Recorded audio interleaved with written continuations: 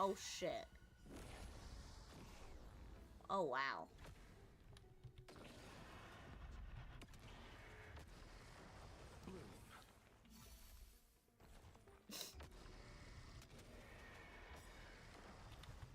It's coming. I know the best way. Let me go.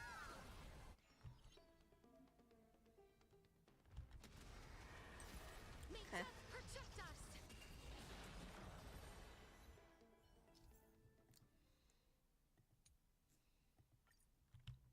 Interesting.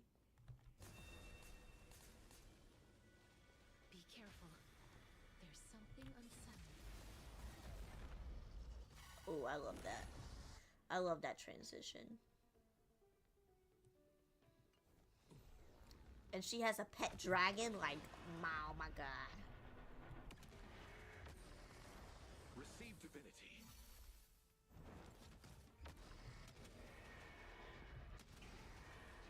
May death protect us. Is it coming? I know the best way. Let me go. You chose the wrong enemy. The dead return!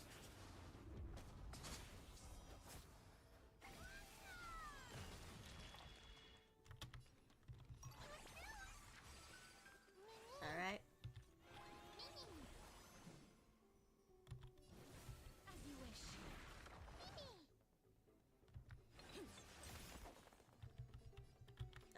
Do this guy. Watch closely. Um. It's coming. I know the best way. Let me go.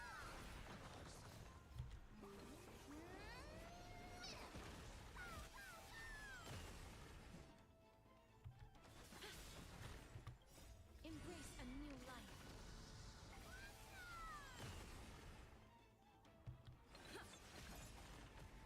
Oh, this is her ult.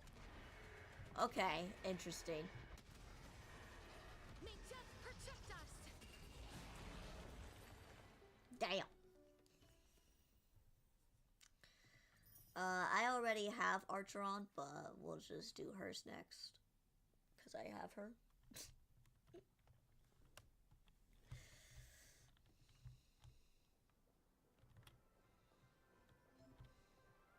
Stream forth the gleam of old blades.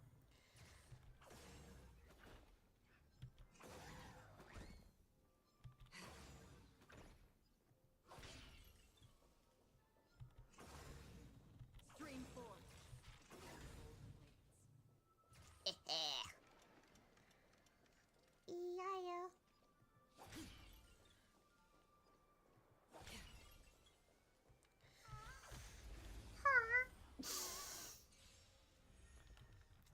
Alright. Tricky I'm and honored crap. by your. Since you're already here, why not have a meal before you leave?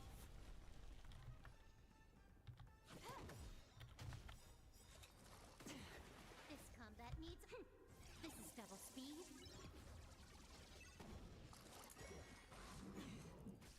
It's better to make no move. More seasoning. That's all you got?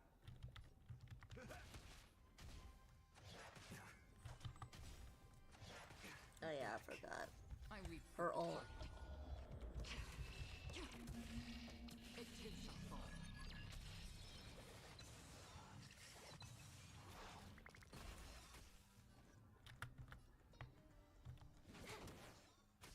How about letting the enemy strike a little more heat? I'm honored, but since you're already here, why not have a meal before you leave? Step up, let's. How's this take? Thank you for your generosity.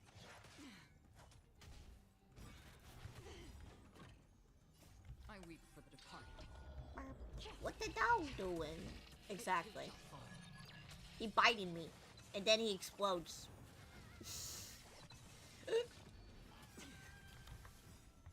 second, my friends. Indulge yourselves! What the dino doing? Free will, or was it destiny for oblivion? It's better to make no move. Time for a fight. I weep for the departed. It too shall fall. And done. I just want to collect these gems here. We'll do him since we already have seen some of his attacks before. A slow simmer over low heat, or quick stir fry over high heat? A slow simmer over low heat, or quick stir fry over high heat? Oh, my bad. How about letting the enemy strike first? More seasoning. I'm honored. Since you're already here, why not have a meal before the meal? We have the upper hand.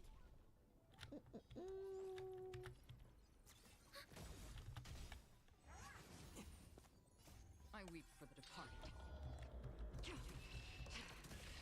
It too shall fall.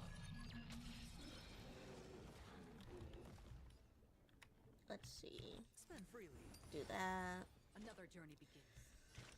Still waters of oblivion. It's better to make no move. Little more heat. Commencing sub ready for another. Enemy data sig net markers activate. Time for a good old counter. Get him. Debuff. Watch your head. Average day in the workforce, huh? You could say that.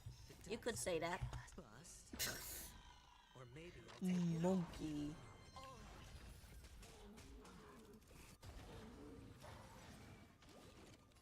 I weep for the departed. Monkey. Oh, I forgot what's this one. This button for a second.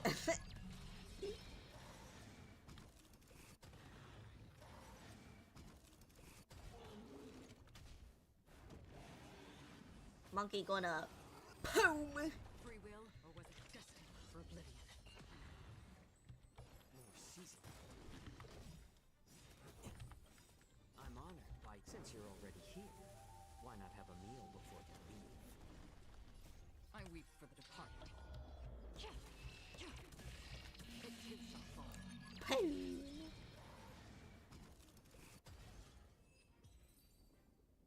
Alright, and now we have one more, which is a fox lady. Fugue. Bro is not Donkey Kong. Yeah. No, he's not. Not yet time to return.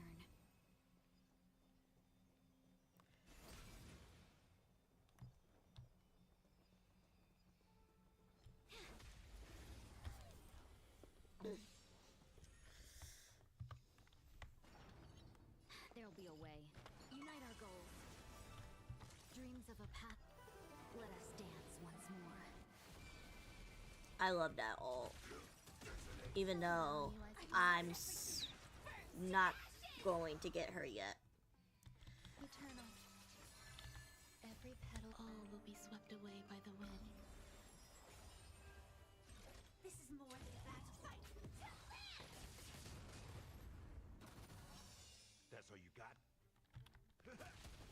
Have we met? Dream vanished. Firefly set to the sea. Away!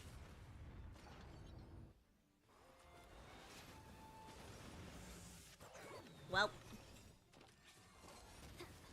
Nice second, my friends. Indulge yourselves!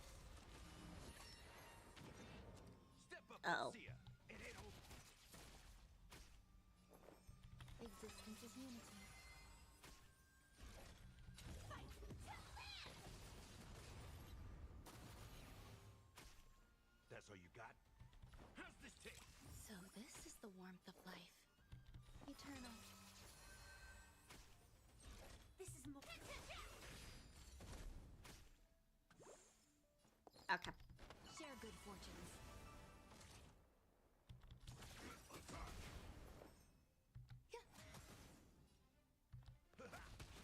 No holding back. Clouds scattered. Until everything burns to ashes! Existence is unity. Every petal and all will be swept away by the wind. Literally the battle of the bands. Set to the sea. Yeah. Yeah. It's a little bit silly. Alright.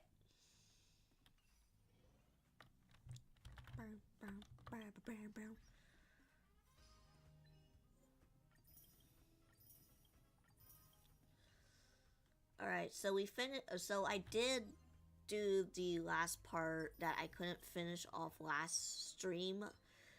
So basically, we kind of learned about how Treeby went out to adventure to her own answer of the prophecy. What else? And now we're going to go into Castor's way of finding the Titan who cursed her, because everything she touches dies. So that's her curse. And she's wondering why was this even given to her. So that's going to be the story. Yep. So let's get into it. This haven of memories. Every touch, every moment is like a fond Oh, we're here. Trebio's memory has unveiled for the very first prophecy. All shall fare bid well to one, and now one person alone will witness this. The miracle only shall live till the end, such as the will of fate. If I take Ornik's trial, will the prophecy come to pass for me as well? Regardless, I must give Aglaya an answer.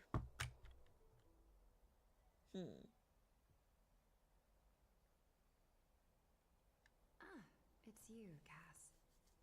I finished the anthology of poems you lent me. Here it is. I thought you'd be too preoccupied to find time for reading. Precisely because of these obligations, I felt compelled to read it swiftly. Wouldn't all these preoccupations slow your pace? On the contrary, She doesn't knowing like that her time is curse, limited that's what. can So push one to overcome their limitations. I don't think she wants to touch you Weighing either these way. responsibilities seems to We have can't even enhanced my touch her. reading efficiency. I understand completely. During my time at the Grove, the closer exams drew, the more efficient I became at tackling everyday mundane tasks. Anything but my actual studies. Precisely.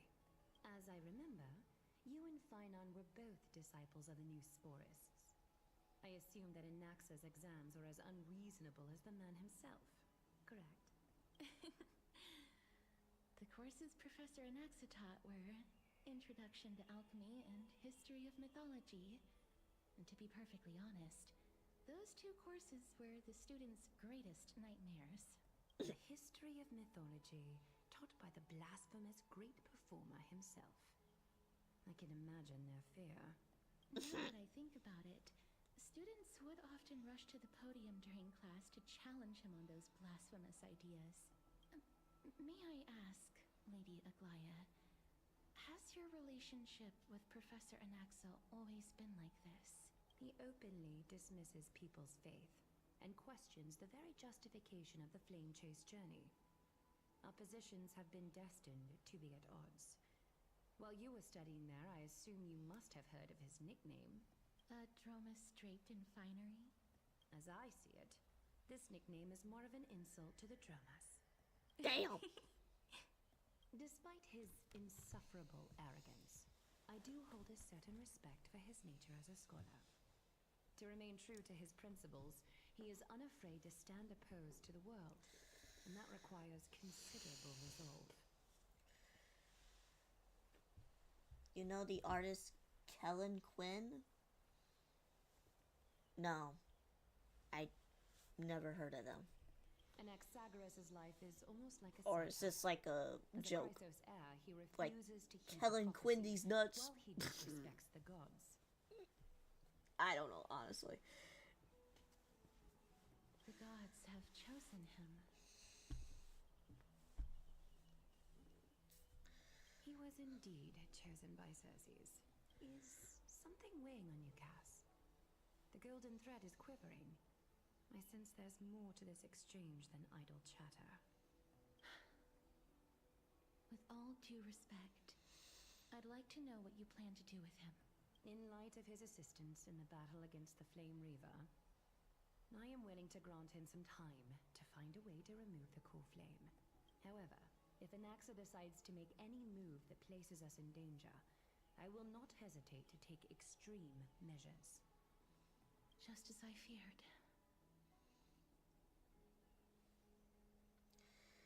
If you knew that person, because she seems roughly half of the assaults in Frontier. Oh, that's her name. That's her name. Okay. The flame chase journey Now I know is what the you're talking about. destined path for the Chrysos If not heirs. most. Yet he now seems more like an empty shell. Given his strong sense of self-respect, I trust that Anaxagoras Although will that make would the be right funny. decision. Killing these nuts. Got him. I can't help but hope for another possibility. Perhaps Anaxa will also overcome his limitations, now that he knows time is limited. I understand your stance. Let's continue this discussion another time. But now, let's greet our guest. You're here. Hi. Yeah. Does this mean you're ready to take on Orynyx's trial? We're ready, I guess. It seems that this sacred beast is just as indispensable, given their intricate ties to the Titan. Memmy mem, memmy mem mem mem mem, memmy mem memmy mem. Well, someone calls you little dog, so. Surrendering the core flame is a Chrysos heir's duty. Your selfless assistance is deeply appreciated. Ready for the nuts. However, I urge you to carefully consider the risks of accepting the trial. Becoming a demigod means forsaking your humanity. You will inherit Orynyx's divinity and bear the time of Amphorius, all on your own. From that point onward, your fate will be forever intertwined with ours, never to be separated again, until the end of Genesis. Is there a plan B? It's exceedingly rare to find a capable Chrysos heir. If this path proves unattainable, I am willing to lower my expectations. There are still many priests of Yanisopolis and their descendants in the city. If I'm left with no other option, I'll try to find someone worthy among them. Alright, that's it. I'm out. Memmy mem mem. Mem memmy mem. Mem memmy mem mem mem hero.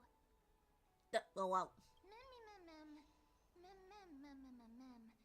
Memmy mem mem mem mem mem. Mem mem memmy mem mem. Mem memmy mem mem mem mem mem mem. Mem mem mem. Memmy mem mem mem mem. It looks like you know that Titan rather well. Memmy mem mem. Memmy mem mem mem. Memmy mem mem mem mem. Mem memmy mem mem mem. Memmy mem mem mem. Memories that exist outside of your own experiences. I can't explain why, but I can vouch for Mem's words. When I was in the abyss, I heard the Titan's groans, full of pain and grievances, yet without any ill will. I trust you can make out the calls. Since you've made your decision, Right? go back to the bath chamber and get some rest. Trina will call for you when the ceremony is ready. I don't know. I guess they can somewhat understand the mem creature, so I don't know. It is difficult for me, as the guide, to absolve myself from blame for things to have progressed to this point. Time and But again, all you've risen to the all that occasion, is just Archimonde. mem or Merely some rewarding you with sort of some word. honeydew is no longer able to like express the hero extent of and- our gratitude. I don't know what else. When the dust settles, I hope that we'll have the chance to have a long chat regarding your return journey What and the curse creatures? of the sky. The It's floating about creature. time that we lift the taboo. The and one discuss things floating openly. creature that's pink. I mean, we're not sure what the creature is, but what it's a mem. May everything go well for you and Mem. You need a Glaya for something too? It's nothing. I only came to discuss some matters with Lady Aglaya. Aglaya? Previously, I lent her Aglaya? an anthology of poems that Lady Trian had gifted to me. Tracing back, this anthology was something left for Lady Trian by a bard before their passing. Although personal properties should be cleared out once their owner has passed on, Lady Trian gave this The creature's to in me my head. since she knew how much I like to read. In your head?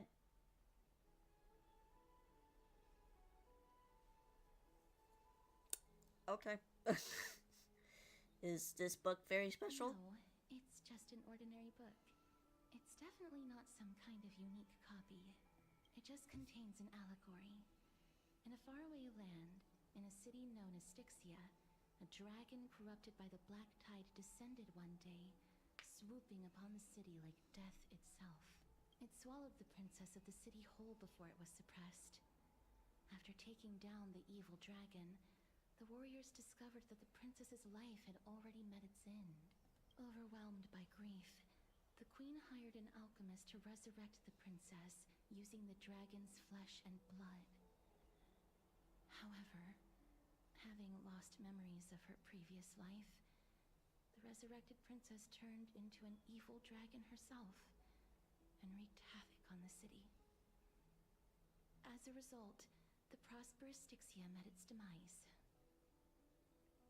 What a dark story.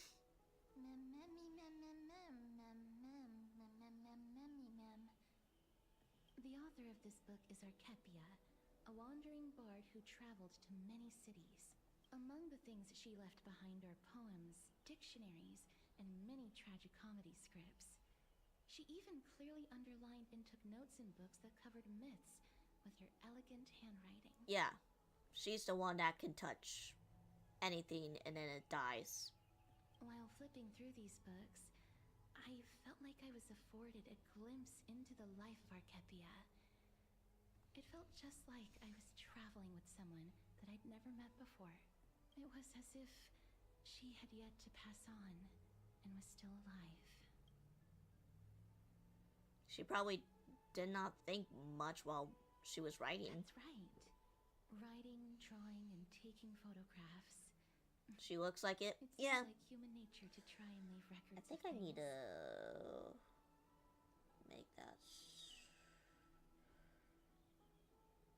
Make this follicle smaller. Yeah, that'll work. Speaking of taking photographs, when I was helping you to take the photo previously, I did not look through the photos in your photo stone out of courtesy.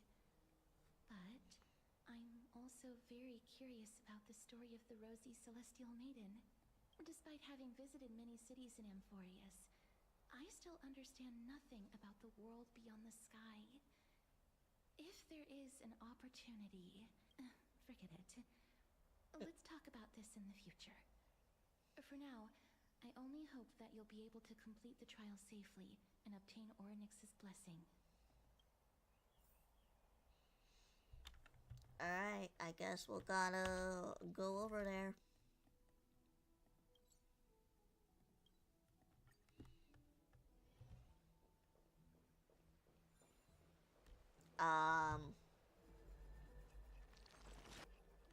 The rosy. I'd love to go in and take a look. I'm not sure what she means by that. I can't remember. Citizens Assembly. That's right. Oh, partner, you're back just in time. This is something that the both of you should probably know. More trouble? I wouldn't call it trouble. I just think it will be favorable if the both of you understand the situation in Akama better. Do you remember the Council of Elders that was on our heels previously? It seems like they have made their move. Some background information for you. The Council of Elders is an authoritative body in Amphorius, made up of different city representatives. They hold legislative power over the Holy City, and are in charge of presiding over the Citizens' Assembly held once every few years. Democracy, got it. This is the most important social event of Akima. It is highly influential, and can even affect what happens to the Flame Chase journey.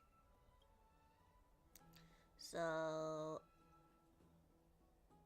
she doesn't actually call the shots? Despite her vision and wisdom that spans across thousands of years, even she cannot win over the hearts of everyone. Never once passed my sociology class. Perhaps you should retake some exams next time we visit Paperfold University. No thanks. Because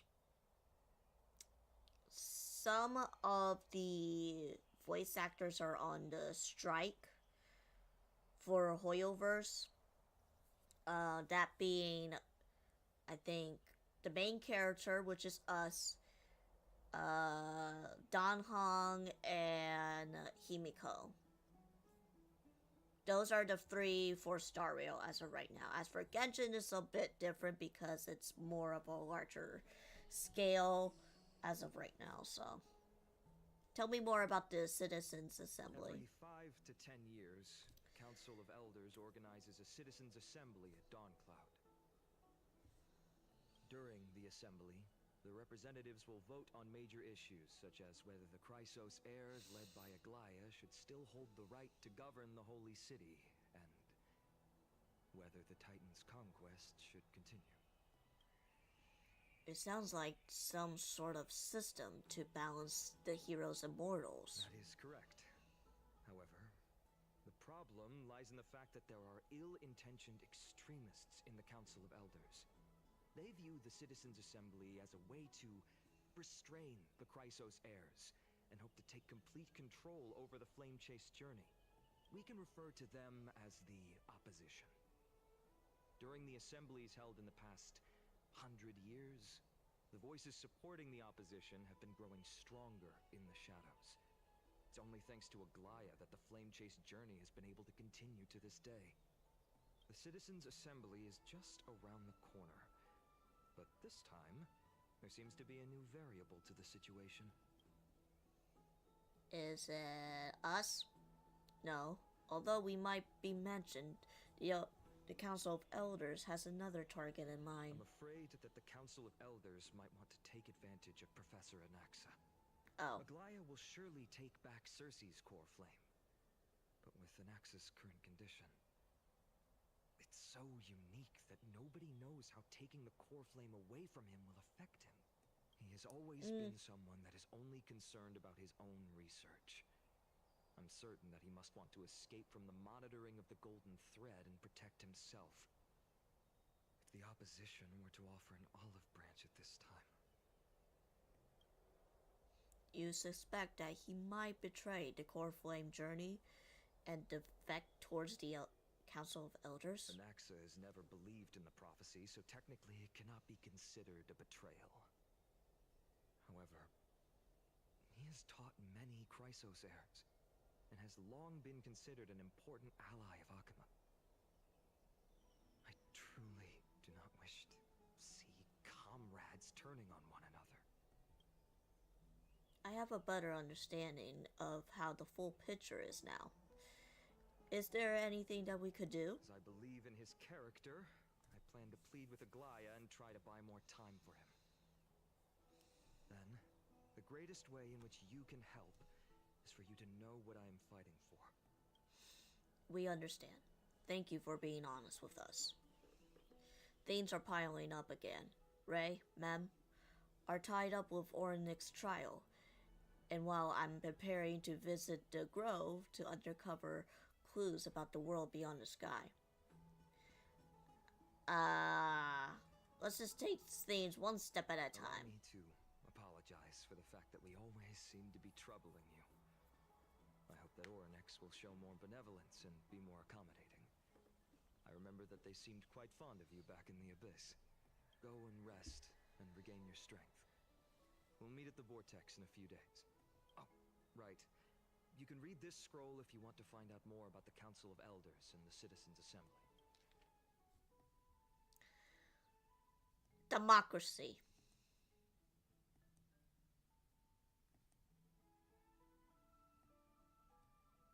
I'm not reading all that. I'm not reading all that.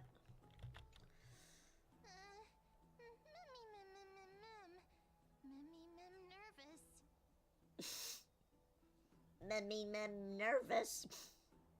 Don't worry, everything will be fine.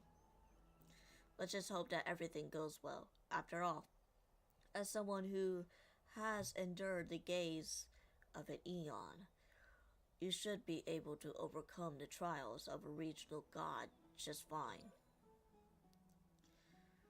We also unknowingly gotten used to sleeping with the midday sun shining brightly above our heads.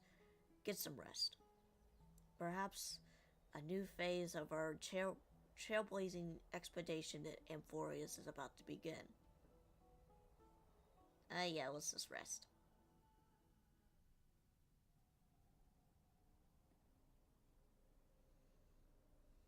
Esteemed one, Oryx's vacant totem awaits. Oh, that's a new nickname for If me. you have already made your preparations to become a pillar of Amphorius, please step forward.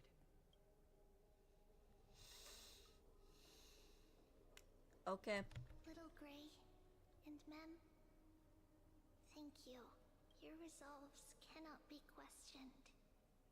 We praise your pure selflessness and courage. May Kefali light your path forward. Get ready to assume Oryx's divinity, Trailblazer.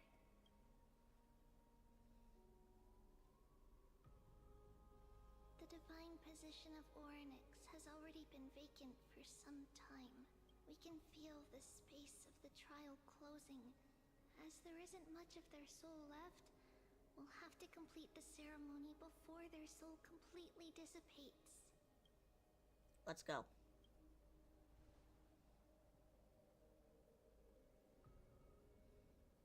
The eighth core flame coveted by the miracle that once belonged to the great veil of Evernight, Oryx.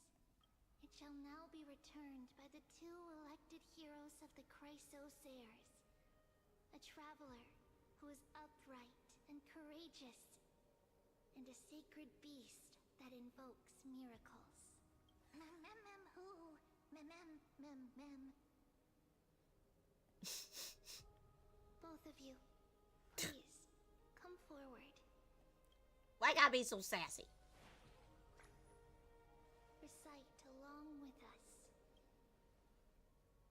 O Majesty of the 12 Titans, pillars of the world, we seek your divinity to mend the rifts of the world.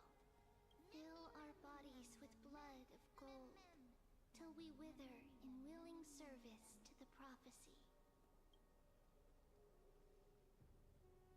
I don't think I have gold blood. These are just words meant to make the prayer seem more solemn. Please, focus. Alright. How about this? And surrender the core flame. I just didn't know what would happen. Click and hold.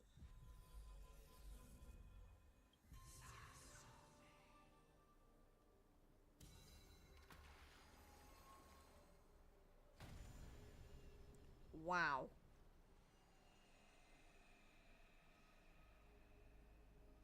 Ah! Flashbang!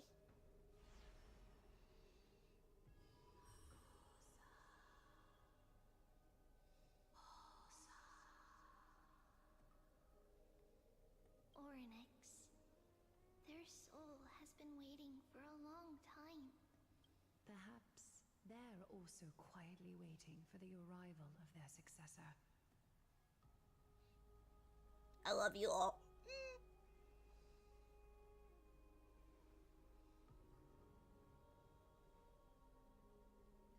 It doesn't seem appropriate for the current mood, so just leave the farewells for next time. Don't worry. You're tougher than I am, right? You could say that.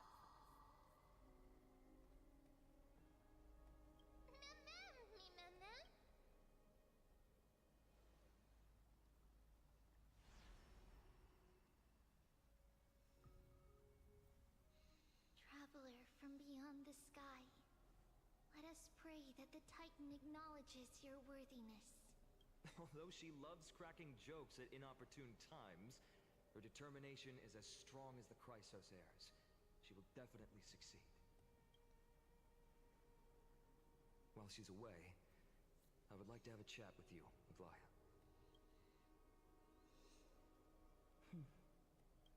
Speak. I'm listening. Okay.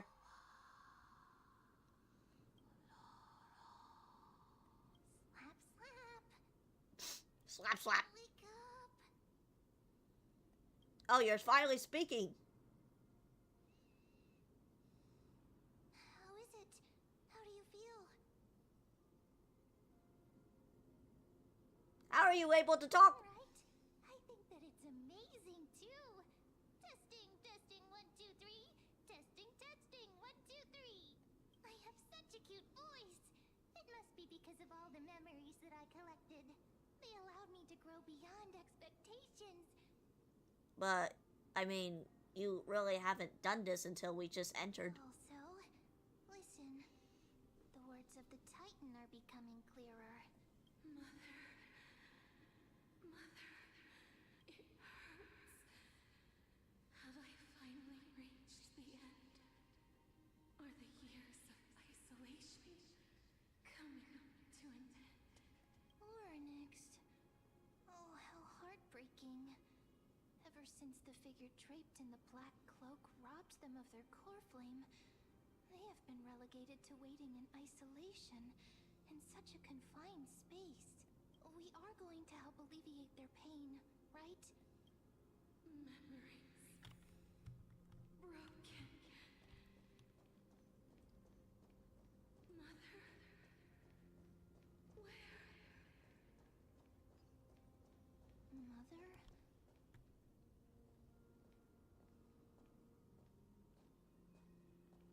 You. It's you. I remember you. Skyfather has gazed upon you. Mother is calling for you. The Sky Father, referred to fully.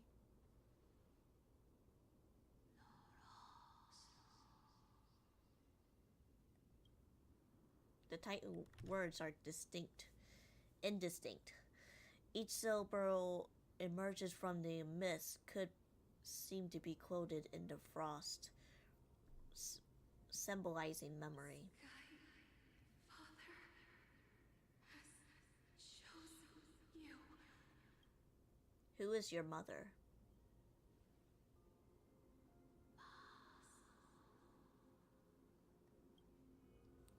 A majestic voice pierced through the golden mist, reaching the unseen mountain walls in the distance, reflecting and returning to your ears as an echo. Within the echo, you seemingly could make out the cry of a baby. Mother is no longer responding. We come to you because of something important. Something important.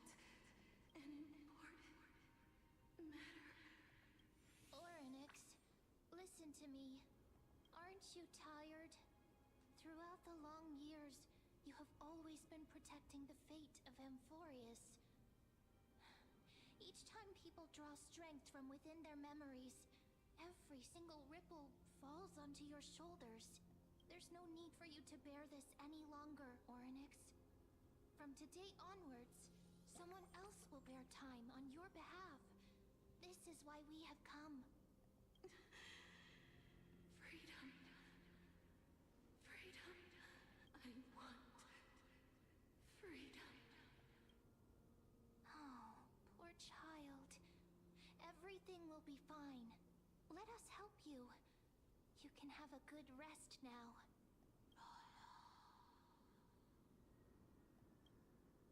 Leave it to us. You have potential, strength, willpower, powerful, and tenacious. But you lack something. Oh no. Just one thing.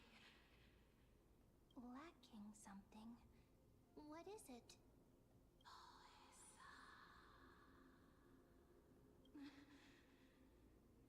What you lack is a future. What? Future? Future? Traveler from the sky. You should have dissipated already. The gaze from Sky Father. Stabilize your form. Because from the moment you cross the sky, your life was cast away. Huh? Right now, you are simply a collection of walking memories. What? What? How is that possible? Does that mean I'm already dead?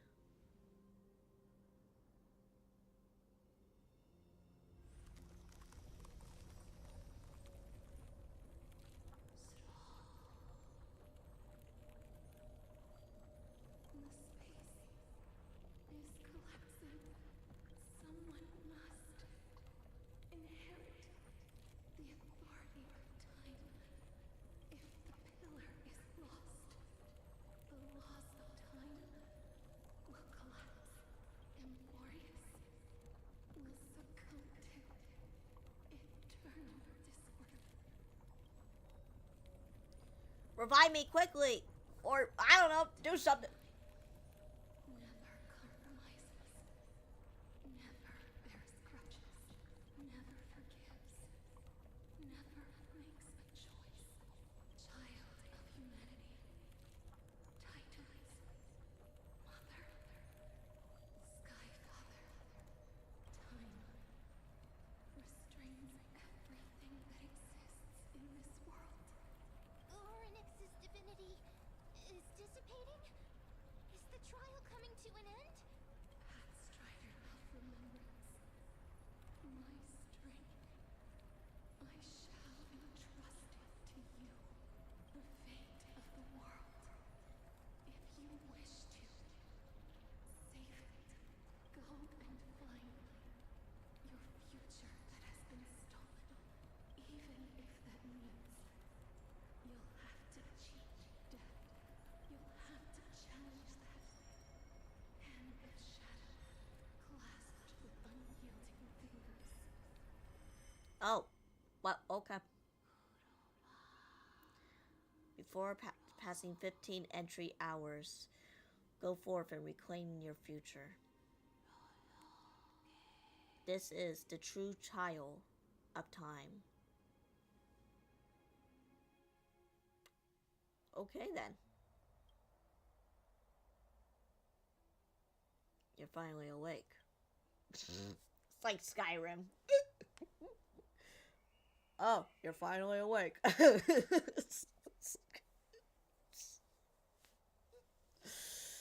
I'll keep it simple. You succeeded. Orynyx has trusted you with their divinity. Now you're no different from the demigods of Emborius. However, Mem has told me about what happened during the trial. there are still they are still explaining things to the others and told me to bring you back to your room and rest first. So what's my superpower? For you to be able to say that even now is truly impressive. There's something that I never told you. When we landed on Amphorius, our car was pierced by Nicodor's lance. Do you remember back in the ruins of the abyss? This is what I said.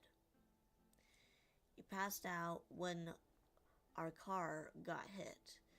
I blacked out too, but not before dragging you out. It's a good thing we were in the car, or we would have been crushed into pieces. Actually, my account kind of made light of that situation. What actually happened was much more complicated. You were severely injured back then, with several wounds still bleeding profusely. I struggled to carry you out and used my last of my strength to stem the bleeding. Alright, see you later, D-Monster. But then I was also hit by a falling rock and lost my consciousness. Last time I checked, you weren't breathing. But when I regained consciousness, I saw that you were alive and full of energy. So I never brought this up again. How exactly did I come back to life? I'm not sure whatever the gaze of Fuli has anything to do with this matter, but according to the Titan, you are living in the form of a memory right now, just like those objects in the past in the miracles of Ornyx. Perhaps Mem is the anchor rope that ties you to the present. I have assumed that they couldn't stray too far from you. But the truth might be exactly the opposite. Sauron, do something! For a while, I also thought that the Sauron was your life support system, but it seems like it's a hypothesis. This hypothesis has been disproven. I mean, I've been pierced and whatever shit before, so stabbed and whatnot. It is not time for us to despair yet. There must be a way to save you. Ornyx mentioned finding your stolen future and cheating death. Considering Mighty's indestructible body, it seems to suggest there is some kind of miraculous power in Amphorius that can't even reverse death. The key seems to lie with the hand of the shadow, whose whereabouts are unknown. Hey, are you alright?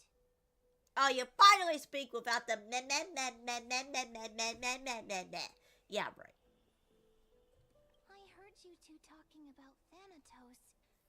Cass is also very concerned about the warning.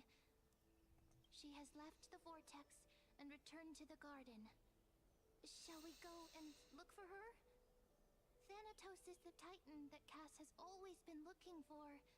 Regardless of whether there are any clues, there's probably no one else that understands death better than her. Now let's do that. Oh, right. There's something that I have to tell you. The Chrysosairs already know everything that has happened to you. I was too worried, so I told them everything. Please don't hate me, okay? Hold on, I gotta get this dude.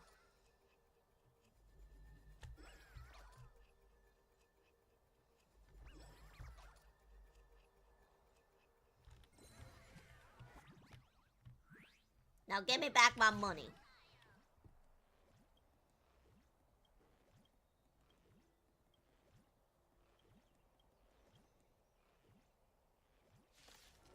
Ah, great.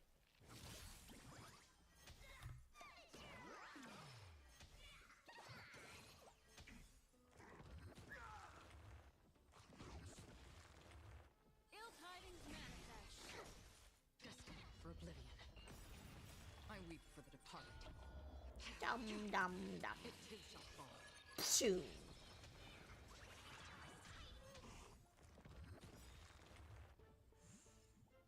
A will forged in ice never falters.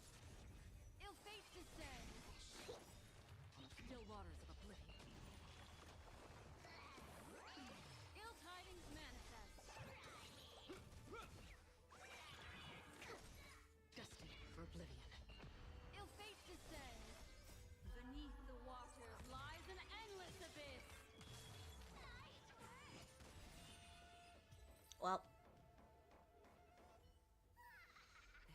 This haven of memory. are you done now? Every touch, every moment. Alright, let's go.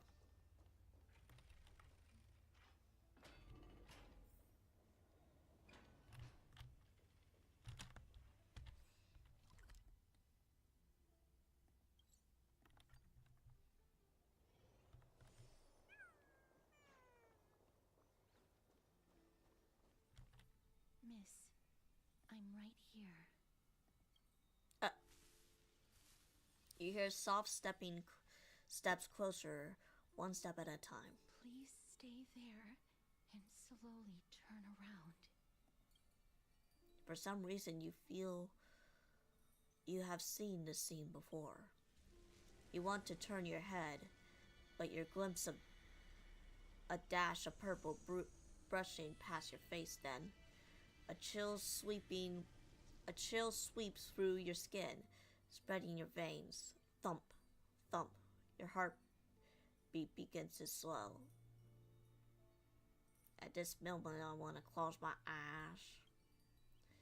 Aside from your vision, your senses grow more acute. You feel the presence of a purple sea. And then, Please pardon me. a subtle fragrance of an unnamed flower fills your senses. Its sweetness makes you forget the need to breathe. You realize you are still alive.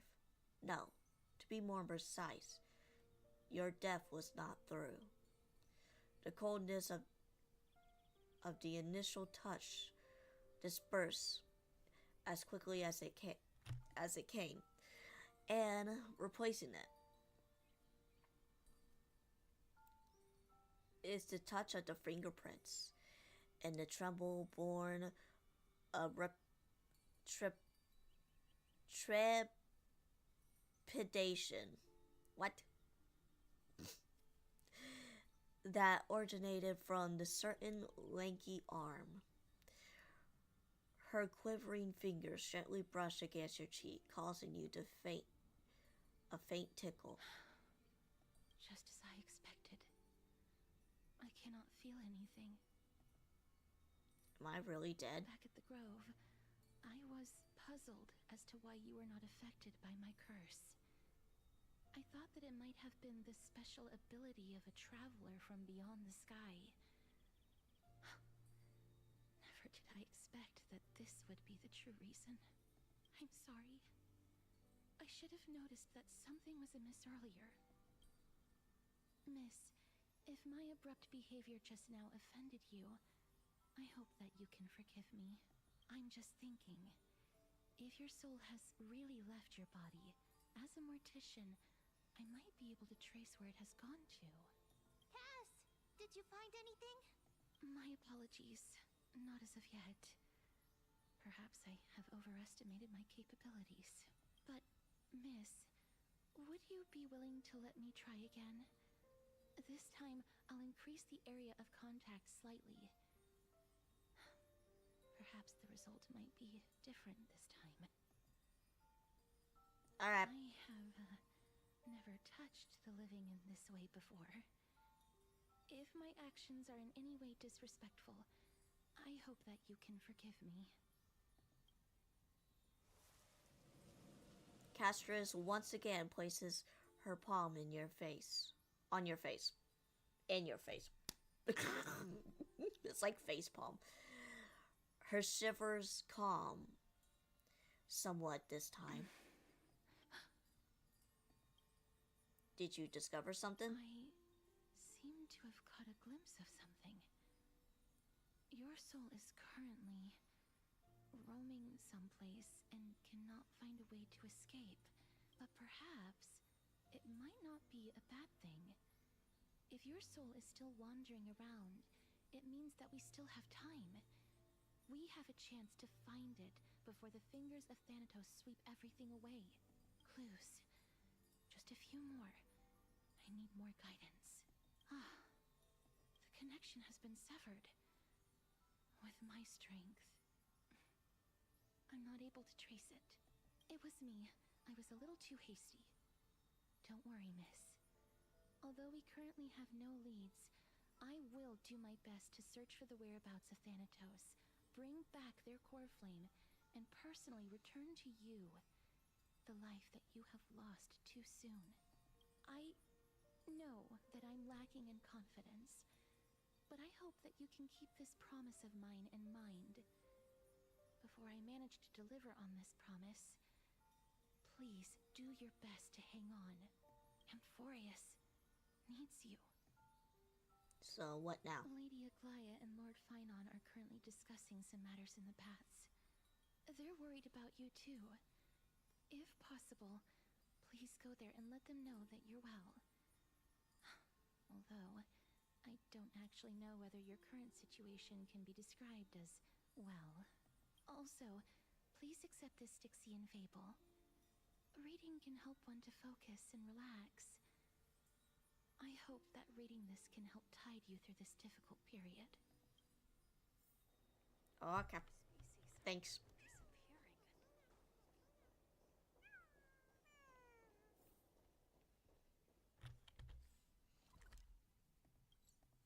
Alright. So, what's the plan? You're here. That partner! Hyacinth said you definitely wake up. How do you feel?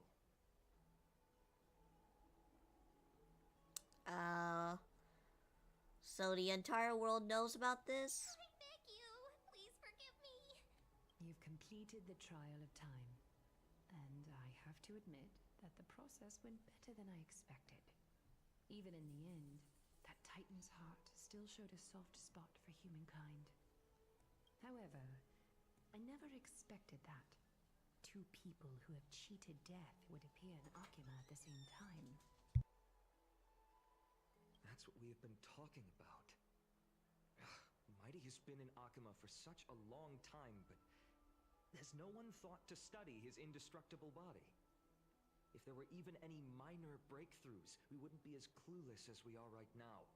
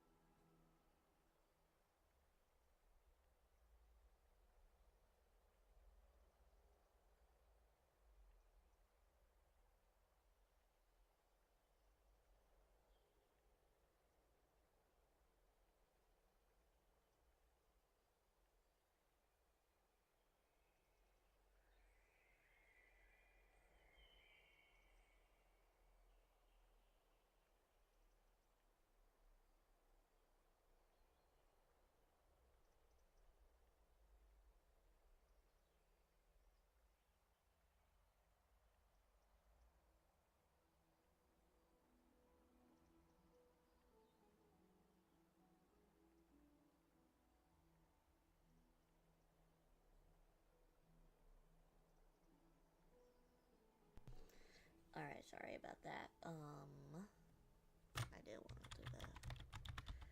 Just discussing stuff for supper. Many have had this idea, but so far there have been no results. If it were successful, Thanatos wouldn't have disappeared without a trace. Nevertheless, now is not the time for us to give up. At the very least, we can still see a glimmer of hope. Cypher. If anyone in this world knows the whereabouts of death, it would be her. I'll try and get her to return to Akima, but do be prepared for a less than ideal outcome. Please understand that throughout the history of Amphorius, no one has ever managed to escape the clutches of death. Thanks. It is my duty. We too require you to bear the divine position of time. But before that, just... What's wrong, Aglaya? Omens always come in pairs. A tiny air current will eventually brew into a storm that tears the sky apart. It's Anaxagoras.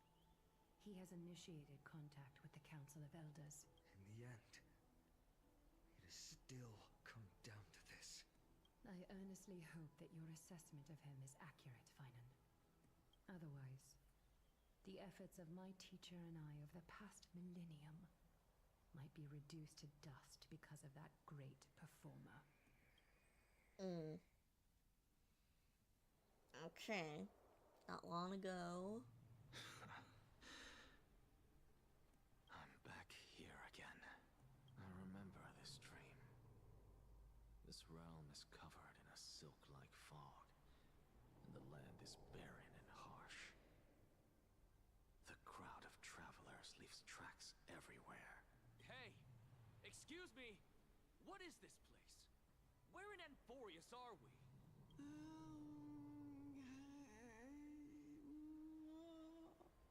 The mutters of the traveler are in a language I'm unable to comprehend. Or perhaps they're just distracted and ignored my question. Tell me, which Titan reigns over this land? And how do I find them?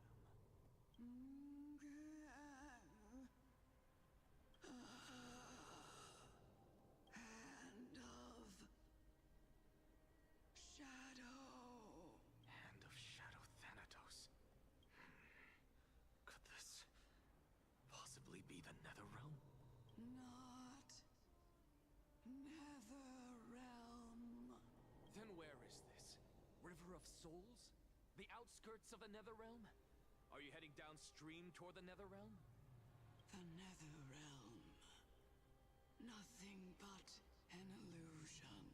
Titan rejects you. Me. Listen. What? The traveler lifts their wrinkled fingers and remains silent. I look in the direction they are pointing and listen closely. There. A massive shadow brought the sound of rushing tides. The sound of tides. I can hear it. I hear it deep within the tides, beyond the closed gates of the void world. A voice about to recount something. Child of humanity, is it death's embrace you yearn for with such urgency? Oh, you have awoken. Welcome back to the mortal realm. Your consciousness is dissipating much faster than I expected. Ultimately, it seems like the Titan's core flame is incompatible with a mortal body. How much longer can my consciousness remain in the mortal realm? In my estimation, at best, you'll see 15 more entry hours. 15 days and nights. What is it? Are you finally starting to become attached to the mortal world now? On the contrary, 15 days feels a little too long for solving a singular problem. Stop giggling. It's time for us to go. The messenger from the Council of Elders is almost here. Let me ask you one more question. Are you really planning to betray Aglaya's will? What betrayal is there to speak of when I was never loyal to her to begin with? Damn. What about that white-haired student of yours? Acting so recklessly, do you not care about what might happen to him? There will be a price to pay for blind faith. This is also a lesson for Finan. You truly are a strict teacher. Of course. This is how I've always been. Whee!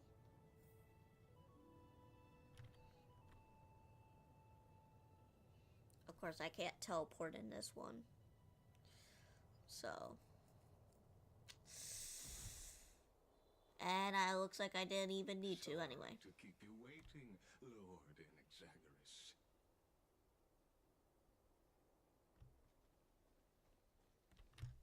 It's been a while, Lord Anaxagoras. I greet you on behalf of all the citizens of Akima and express my deepest regret about what happened at the Grove of Epiphany. Why is there a hole in your chest? It's you. I never expected that you would personally come and meet me. By carefully into Lantern above, I have come as a testament to the justice of the Council of Elders. There are Antikytherians here? They have been a rare sight ever since the Chrysos War. I extend to you my utmost respect, revered Titan. I am Lycurgus, though you may call me Lygus, holding an honorary position within the Council of Elders in Akima, and as the Theoros, I stand to protect the right of all upright citizens to express themselves freely. You can see them too? You know about us. We Antikytherians perceive the world through the amplitude and frequency of souls. Just as I am conscious that Lady Aglaya is secretly listening in on our private meeting from afar. If necessary, Lord Anaxagoras, I can sever the golden thread to protect your fundamental rights. The demigod should know better, for such is her station. Spare those poor threads, and just let her listen to my words. They shall serve only to unveil her own folly. May I interpret this as you having a countermeasure? I need not any plan, because she can do nothing other than petty espionage. As the Citizens' Assembly approaches, and with Orynyx's fall, any attempt to capture the core flame within me will only usher chaos and calamity. A truth she undoubtedly comprehends. While I, Anaxagoras, serving as the Grove's special envoy to Akima's Citizens' Assembly, have long known the extent of your abilities. Let's forego the formality of asserting authority, Lord Lygus. Lead the way. Very well. I don't like that laugh. Would appreciate Sounds like a villain. in an ally. Sounds like a villain to me. She's been waiting. Follow me, please.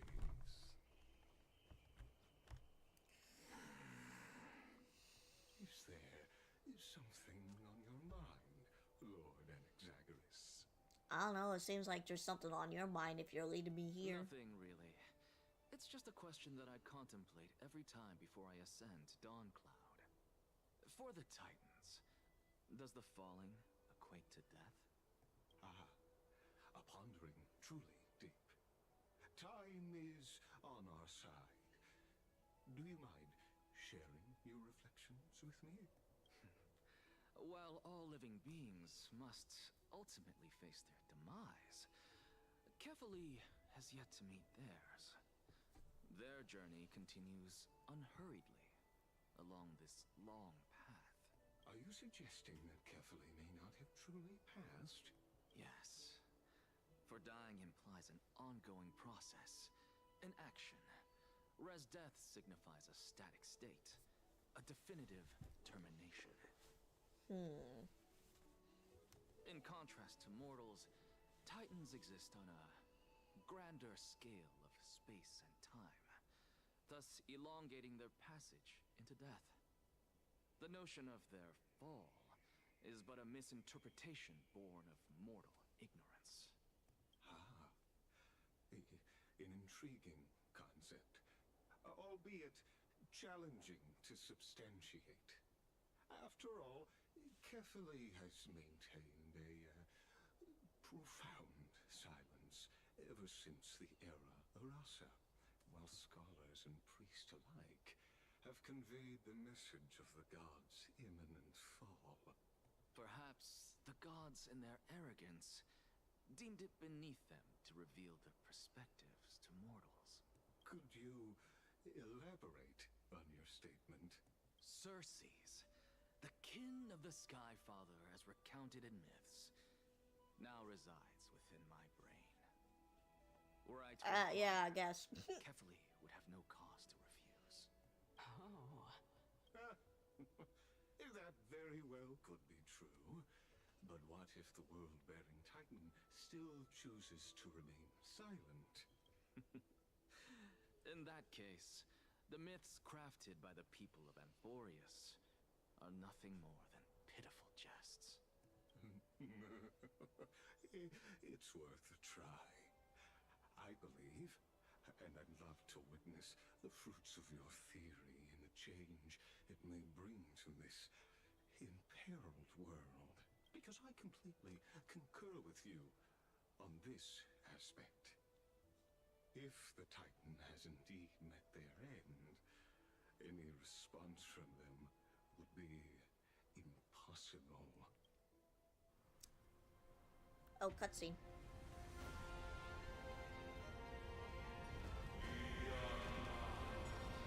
What the?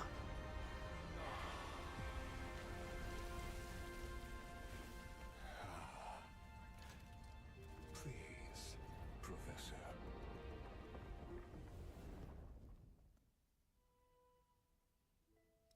Okay. The children of humanity have indeed created a spectacle. Welcome to Dawn Cloud.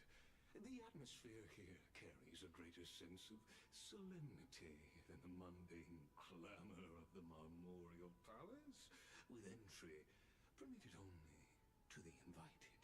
Only esteemed beings grace this place, and among them I've received priests, scholars, warriors, and now we even have the honor to be in the presence of a Titan.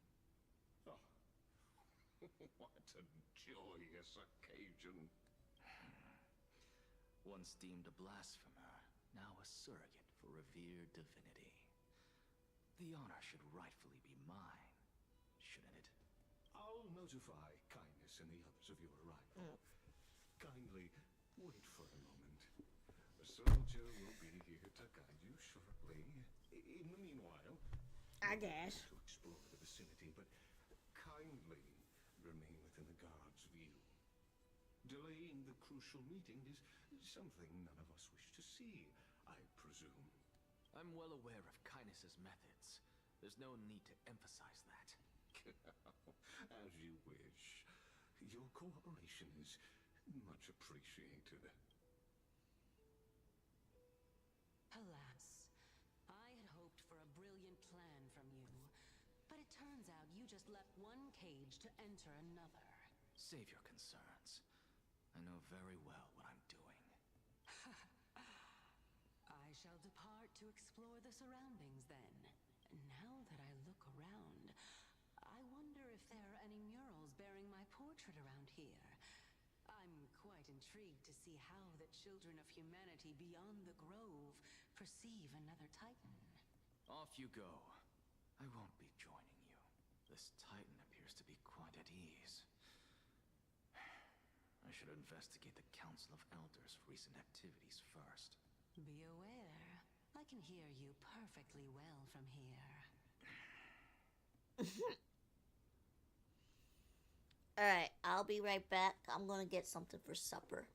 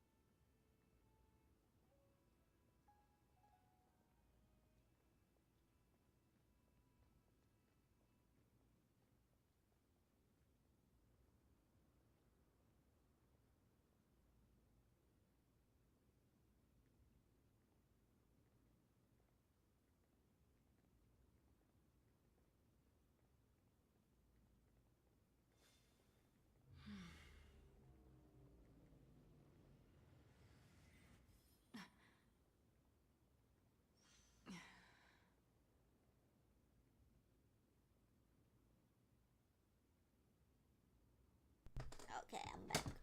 Uh, got some pizza. What's this?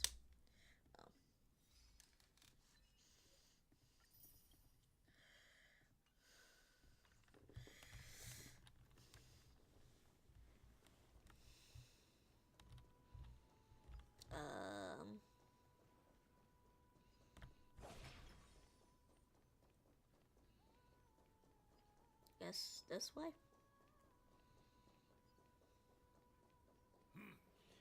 Even blasphemous scholars can come here, it seems.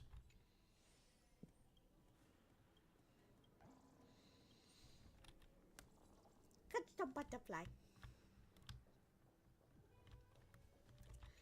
Okay, talk to you first. Anaxagoras, I thought that you had died to the Black Tide, just like the other scholars. You know. As Kephales's priest, are you not aware of the decorum of respecting the dead? Surely you jest. You blasphemous heretics are not worthy of respect from the Supreme Being. Let me remind you that you're currently in Dawn Cloud, so you'd better keep your deranged language to yourself. I am no longer that altar servant from years ago who could only acquiesce to the commands of others. Now, I have plenty of ways to deal with people like you. Okay, but who asked? I'm not sure whether I should laugh or cry right now. I can't believe that a follower such as you could have been made by a creation titan. As I see it, a dead titan can't provide you with this level of confidence, right? Then who is it exactly? Could it be kindness? You. Seeing how fond of you Elder Kindness is, I shall let that slide for now. Leave immediately, and don't impede us from receiving the Supreme Being's blessings. Seeing as we were able to hear of this matter from the mouths of others, it seems that kindness is indeed quite sincere toward us. Perhaps this affair will proceed smoother than I had anticipated. Oh my, what a thrilling confrontation. As expected of one of Kephales's followers. Are you praising or insulting him? Praising him, of course. As a believer of the god of deliverance, it is only natural that he detests evil. Didn't you hear me? I asked you to leave. Go as far away from here as possible. Don't mutter to yourself like some sort of madman and disturb my meditation. Alright, cranky. God. What an asshole.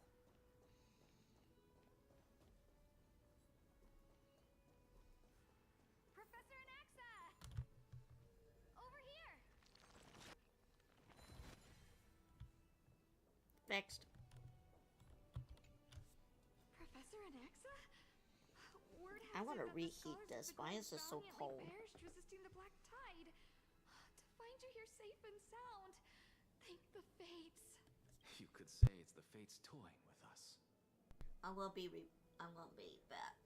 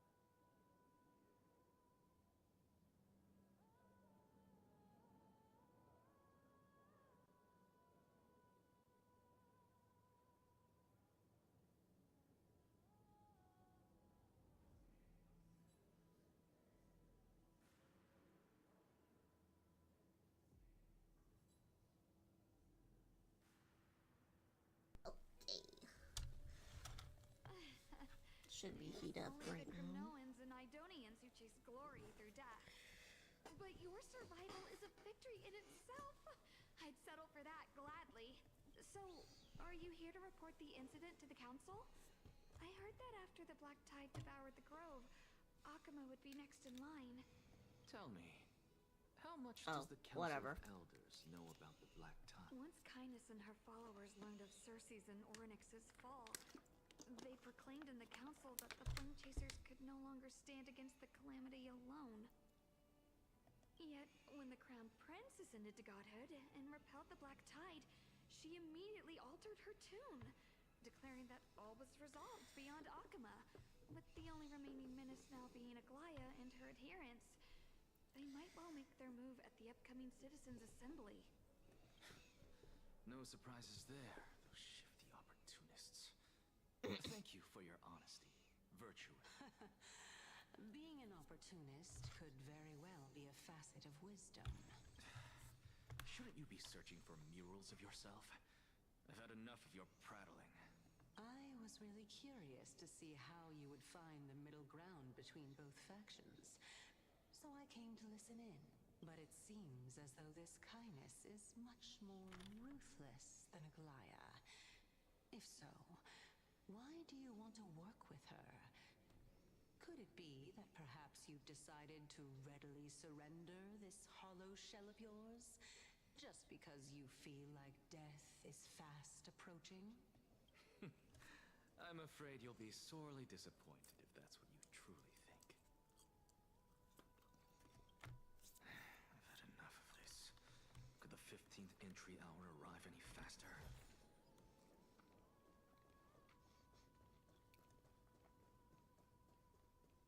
Oh, my. Could it be that the great tree painted in this mural is actually depicting... Every I don't know. plant, every tendril, no, even every leaf could be the embodiment of Circe's. As a result, mere mortals who did not know what the Titan actually looked like chose to paint them as a giant tree instead. Their wisdom was portrayed as fruit, to symbolize how they shared their knowledge equally among the masses. Such exquisiteness indeed. This mural is quite abstract. I really can't tell whether you are praising or demeaning yourself. Now I'm quite curious whether the Reason Titan has studied figures of speech before. Of course I find such stylistic devices interesting. For all we know, this could be the answer to the question, what exactly are we? I, for one, am not willing to admit that I could look this ugly. Was this the reason why you failed in your attempt to refine my soul when you were ambushed at the Grove? Since you are aware of this, why did you save me back then? From my perspective, this point alone was enough to separate you from the average person. How do two lunatics coexist in the same brain? Therefore, it seems that your journey to Dawnfloud this time is not just to seek protection. What, then, is the intention behind your actions? The entire plan is stored in my memory. So why don't you look there? Then don't mind if I do. 1 year old, 2 years old. Oh my! Even a member of the preeminent 7 sages must hug his droma stall to sleep? How interesting. Oh my god. That's enough. How unusual. Your soul is actually trembling. This must mean that behind this toy hides a secret that nobody knows. Right? Since our days are both numbered, I don't mind telling you more about it. This is a present that my sister gave to me. It's a doll that was made to look like our family pet. So there are other members in your family, eh? Are they also living in Akuma? Don't you just love to pick through my brain? Go on, continue flipping through my memories. It won't take long. You'll discover the answer when you reach the memories of when I was 5. Oh, the black tide is everywhere. I can't bear to look. When I was young, I couldn't accept this outcome either. Georios, Aquila, Kefali, and you, of course. Although I prayed to every titan that I could think of for help, my efforts were ultimately futile. This...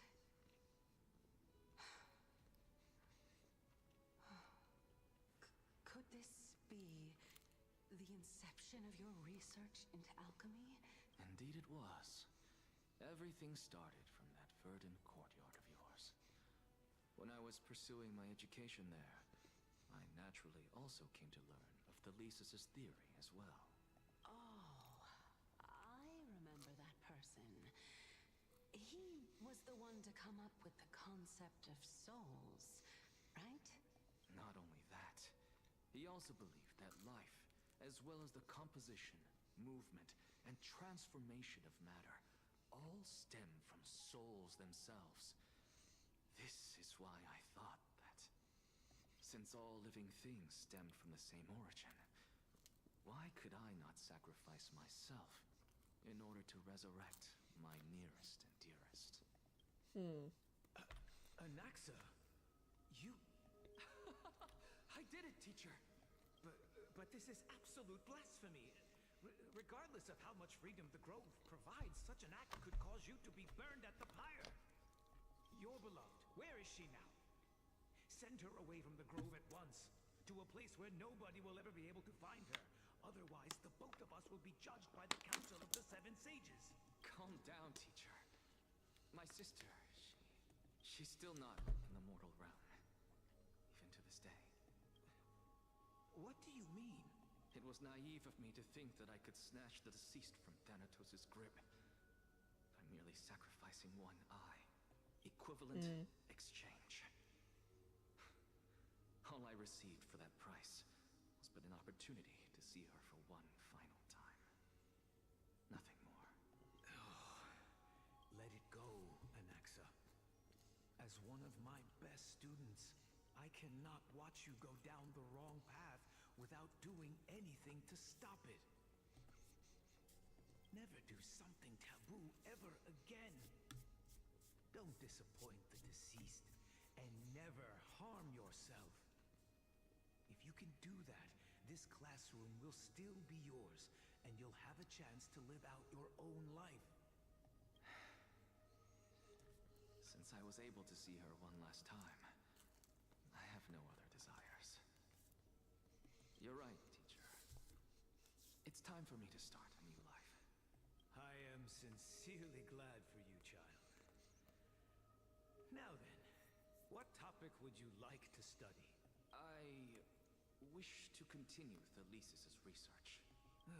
Continue the research into souls, but you know that the Grove has long since understood his philosophy like the back of their hands. Even if you continue digging into this subject, your efforts will likely be futile. No, teacher. After my fleeting glimpse of the deathly fog, I finally understood a single truth. Since ancient days, our understanding of the souls is but the tip of the iceberg. I may have lost an eye, but my view of the world has become clearer than ever. I have grasped the truth with my bare hands. Watch as I turn this farcical world upside down. Damn. Who would have thought such a secret lay concealed beneath that hefty eye patch of yours? However, this story doesn't seem to be connected to your plan. In fact, I'd say that they aren't related at all. The answer lies within the tale. If even you cannot understand it, perhaps you should relinquish the divinity of reason to me. After all, it'd be a waste for you to hold on to it. My story ends here. Now it's time for you to tell me your secret. After all, this is what equivalent exchange means, correct? As expected, you laid a trap for me to step into. Unfortunately, even if I was willing to talk about my past, I may not know more about it than you do. Oh? Are Are you saying that the renowned Reason Titan is now admitting a lack of wisdom? Your followers are going to be sorely disappointed by this. Child of humanity, remember this. Being cognizant of one's ignorance is the greatest wisdom of all. Now I understand. No wonder you asked me to answer your random, nonsensical questions. Not only that, you're the only one who can shed light on my query. As the saying goes, onlookers see most clearly. Is that so? Lord Anaxa. I saw you muttering to yourself and was wondering whether you were caught in a delirium of reflective thought. I'm sorry to interrupt you, but time is of the essence. I have a message from Lord Lygus. Lady Kindness has met up with the Council of Elders and is awaiting your arrival. So please depart forthwith. It's finally time. Carefully. The one who created the world, and the one who bears the world. If you truly have not met your end, how will you answer the challenges of those who defy you? I didn't expect you to agree to Lady Kindness's invitation. What a wonderful turn of events. To tell you the truth, there are many people who hold grudges against that Lady Goldweaver. Isn't that the dromas draped in finery? Avoid his gaze. I don't acquaint myself with blasphemers. Don't worry. He's too full of pride to pay us any attention. Your nickname is Dromus as well? You must really like those creatures. What? A student of Empedocles? I hear that his views run counter to the Venerationists. This is what being a scholar is about. A collision of ideas only occurs when there are differences in beliefs, and it is such collisions that lead to progress. Yet, Lord Lygus and Lady Kindness are just ahead. Alright. I'll take my leave for now.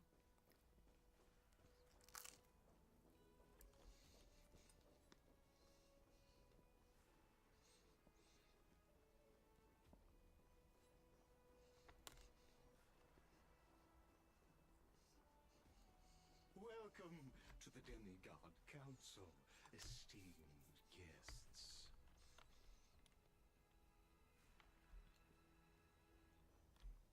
Lord Anaxagoras, oh, I've heard so much about you. Oh, really? Head of the Nusporists of the Grove of Epiphany, notorious blasphemer, a Chrysos heir who bears Circe's foreflame, a survivor of the Grove Calamity. Did I miss anything?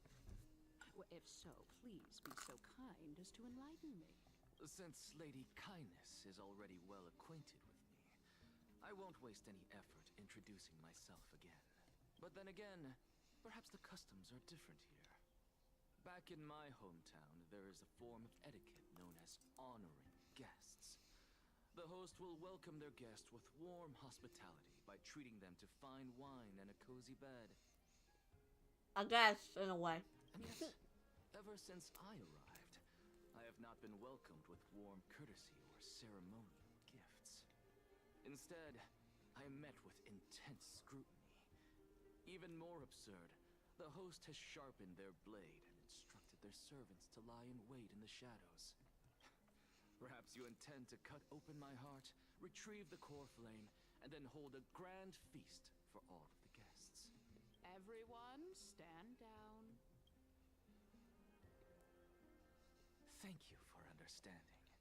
I am but a feeble scholar who is not used to the stench of avarice and blood. No need to be humble, my lord. From my perspective, your courage and gumption are worthy of the reputation of the Seven Sages. Your bravery is more than adequate to accomplish our perilous endeavor. So, you wish to start a war? Well, since the Chrysos heirs are calling for war, we will respond in kind. Conflict is inevitable. Since Aglaya endeavors to suppress the virtuous commoners with blood of gold, we will not hesitate to display the rights and mettle the citizens of Akama are so entitled to. As to your question of whether peace is still a viable option, well, to that I can only say this. Everything hinges on the next citizens' assembly and whether they have a sudden epiphany amid the clamor of the masses. And since you, as a Chrysos heir, accepted our invitation, you have indeed given us a glimmer of hope. What brazen arrogance. What you're saying right now is worlds apart from what you were saying before you retired your cleaners. I don't deny it. After all, they're responsible for cleaning up any threats, and just a moment ago, you were on the side of the Chrysos heirs. But now that you're an ally of ours, we can continue talking somewhere else. I was fortunate enough to have the opportunity to discuss a treatise about the Venerationists with your teacher, Empedocles.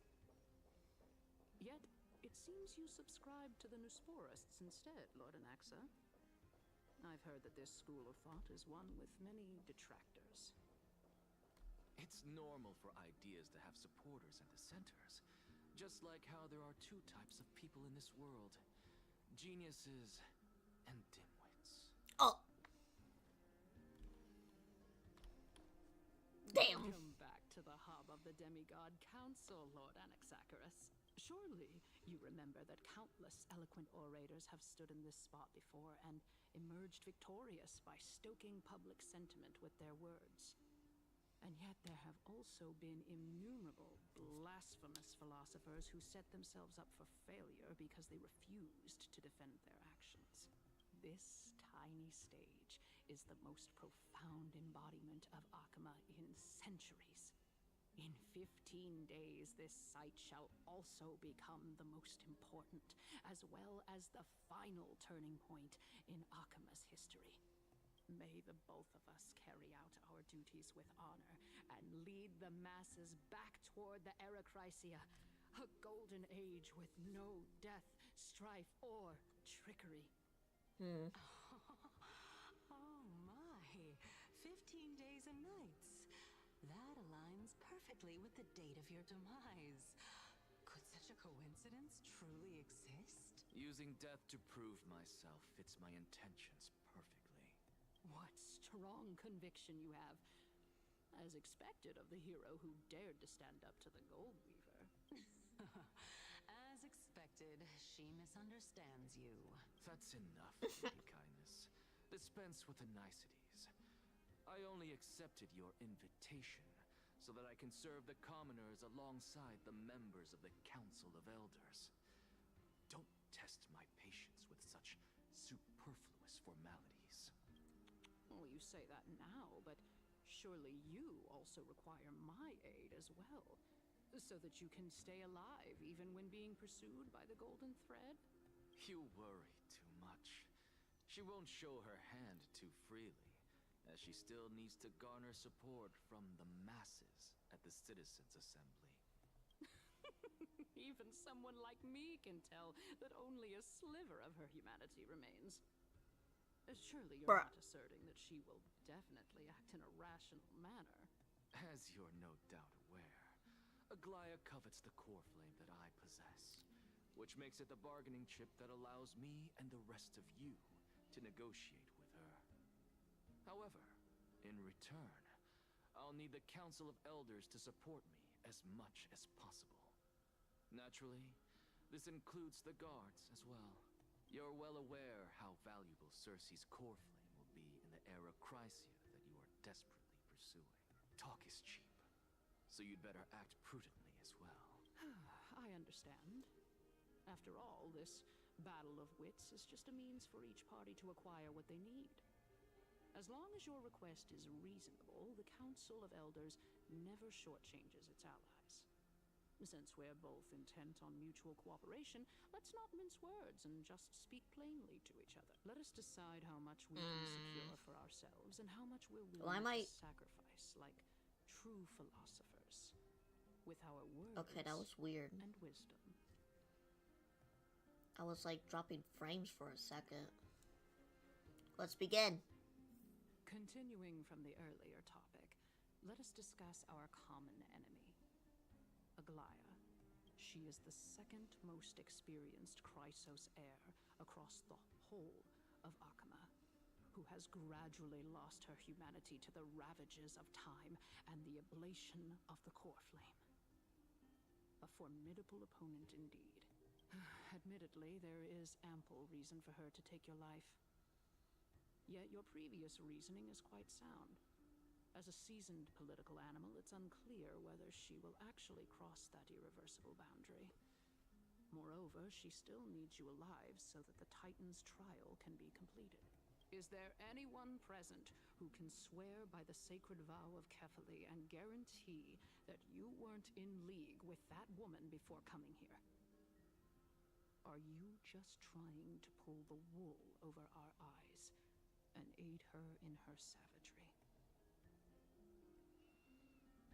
She just needs vassals who will do her bidding without question. She is prepared to execute me. I guess if this. Aglaya required a suitably intelligent Chrysos heir, then I'm the best fit for her needs. However, it's quite evident that she has no need for a Chrysos heir who could break free of her control at any time. Since I believe in neither Titans nor the prophecy, there's no way that I would willingly walk on the path that she extols. Given how rigorously she enforces her principles, how would she ever accept a heretic such as me? I understand what you mean. At the very least, the both of us agree that this tyrant who wallows in extravagance and greed is the greatest threat to achieving peace in Akama. The Council of Elders is willing to defend your right to live, just as we defend every oppressed citizen. However, I regret to say that sentiments in favor of the Chrysos heirs and Aglaya are only growing in magnitude. The peace that we are aspiring toward, as well as everything that we hold dear, will be destroyed completely. The city will be burned to ashes, and the citizens' blood will be shed. Tell me, what are you willing to do for our esteemed citizens so that they can vanquish the enemies of our fine city? Garnering my support is equivalent to garnering to support the entire grove. I will be want to shatter Aglaya's self-righteousness. Although the circumstances are rather unfortunate from an objective point of view, it is an undeniable fact that ever since the Grove was attacked, I have become the de facto leader of the Grove. The Council of Elders. I don't know what this if it wishes to topple Aglaya, and it's all supposed to do, but okay. Influence. At the very least, I have served as the Grove's special envoy to Akama for a significant amount of time. Of course, this also means that I will hold a crucial vote at the Citizens' Assembly. In the name of Kefali, Akama thanks you for your sincere and valuable thoughts. At this stage, it's clear that you and I understand the benefits to be won from this discussion. Let me put it plainly. The Council of Elders has always been renowned for its fairness, and that fairness is built on a foundation of sincerity. The Council of Elders has vowed to all citizens of Akaba that it will always remain loyal to them. As for you, my lord, how will you guarantee that you will be able to live up to such earnestness and will not betray Akama's indomitable citizens when the opportunity presents itself? Just as you now betray Aglaya when it suits you. How absurd. My loyalty is unquestionable. Surely you jest. My loyalty does not need to be proven. The fact that the Council of Elders is asking for proof of my loyalty is itself akin to a form of betrayal. I am incredibly honored to have witnessed the both of you bury the hatchet in a civilized manner. However, I am afraid that I must interrupt for a brief moment. As the Theoros, I have observed the following. Lady Aglaya, the Goldweaver, is currently on her way to Dawncloud. Oh. Well, I do believe that we might have a slight overabundance of guests today. Feeling dissatisfied, Lady Kindness? Despite the Council of Elders' lofty residence on Dawncloud, it must still tolerate the whims of the Chrysos heirs. So you were holding back just now. Seems like you are better at playing this game than I. In any case, I'm glad that she's arriving here. So tell me, Anaxagoras, now that you're an ally of mine, if Aglaya were to demand that I hand you over, what should I do? You can do as she says. Tell her that the Council of Elders merely wished to chat with me and had no intention of offending her.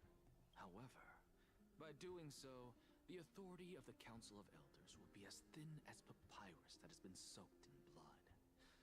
Not only can it be destroyed at the slightest touch, but the Council will also lose possession of a valuable core flame. No, more like 2 core flames. After all, at the next Citizens' Assembly, that young lady who is synonymous with death will also be standing on our side. Oh? How can you be sure of that? Is that of importance to you? All you need to know is that I have a plan. In my opinion, you should be more worried about the impending threat. If Aglaya can seize me in full view of the masses today, she could also dismiss the entire Council of Elders in one fell swoop tomorrow. If that happens, the discussion that we've just had will turn into an utter joke instead. Is this the outcome that you wish to see, Lady Kindness? Fine. I will handle this matter appropriately. But you do best to remember this. Fool the people and karma will be on your tail. I'll overlook it this time, but don't count on there being a next time. Unless, of course, you crave cruel punishment and consider suffering the perfect state to ponder the true nature of souls. Well, what do you know? That happens to be one of my rare talents. We shall see, then. Yes, we shall see. I've got to say that you've managed to really impress me again. But shouldn't you be going after more? Dying to No. know what I'm after. I mean, I'm the reason Titan after all. It is in me to ask and seek answers. Easy there. You'll learn the answer soon enough. I didn't bring it up with her purely because she doesn't have the means to give me what I truly want. It's as they say, onlookers see most clearly. The true masters of Dawncloud have always been the Theoros, who watches over everything.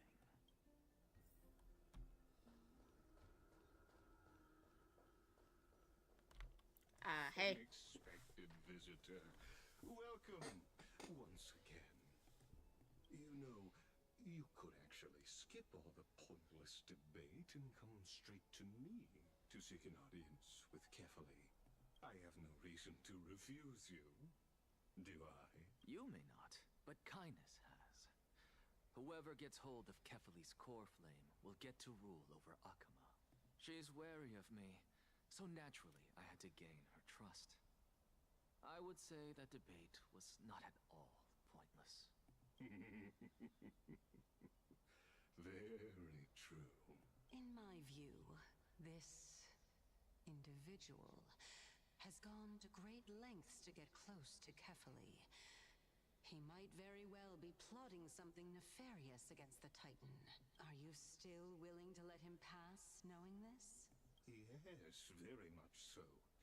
All living creations are always free to visit Kefali's transcendent vessel. Wait, he could hear her? Comes with being I'm confused. a world-bearer. How convenient it is to be able to hear what they say. It is truly my honor to speak to a venerated Titan in person. Please, go ahead. Let me join you both on this journey. A bygone myth tells of an occasion where Kefali once answered their followers' questions on the peak of the holy mountain. followers have since believed that scaling this type You are of so cliff slow. is one way of being with the god. Hear that?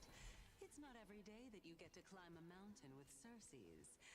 You should sing me a hymn of praise. Titan hymns are beyond me.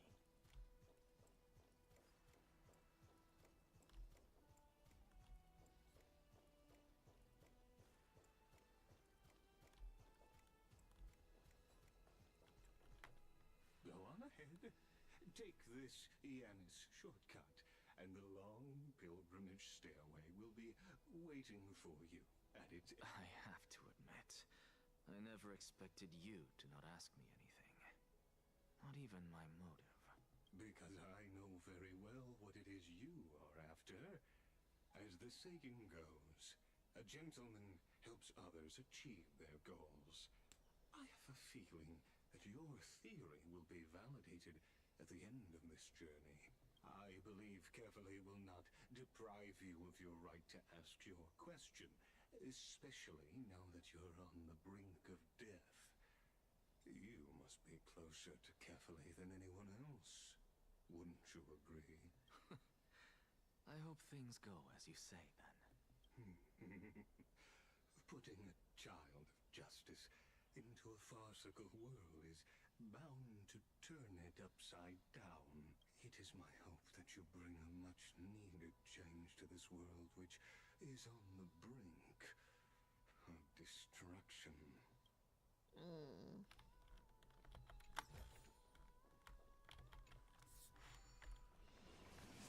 Boom.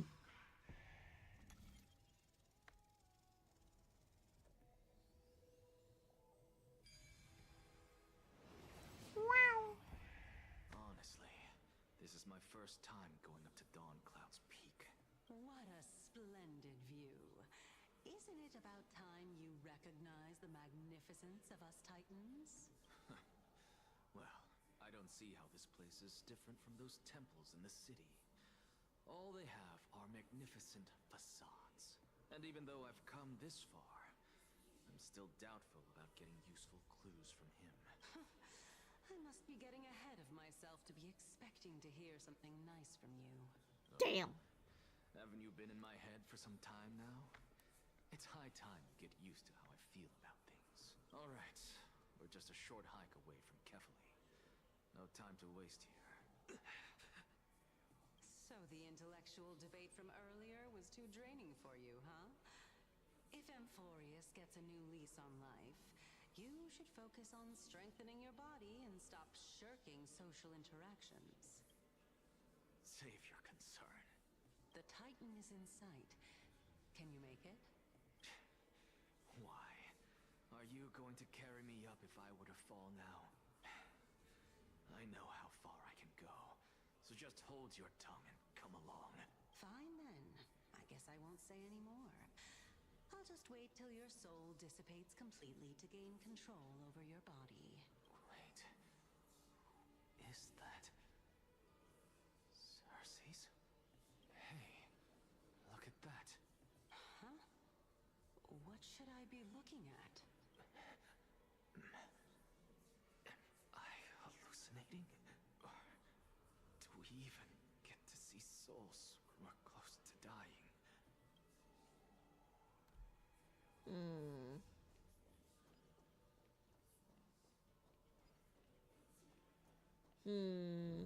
I guess we'll see. Oh? Why didn't you bring your favorite spear with you on this trip, Nias? Nias. I know I've heard this name somewhere. It's unfortunate. The Black Tide destroyed every last inch of my calyx. How could that be? Even a creation of Georios, from their prized ores and molten fire, couldn't escape the fate of destruction? Hey, Circes. Do you know a certain Nias? Nias? No, not that I remember. How did you even think up such a strange name? I just saw him. Nias. A A warrior-like figure who was just chatting with you here. No, I have no such memory. Could you be hallucinating?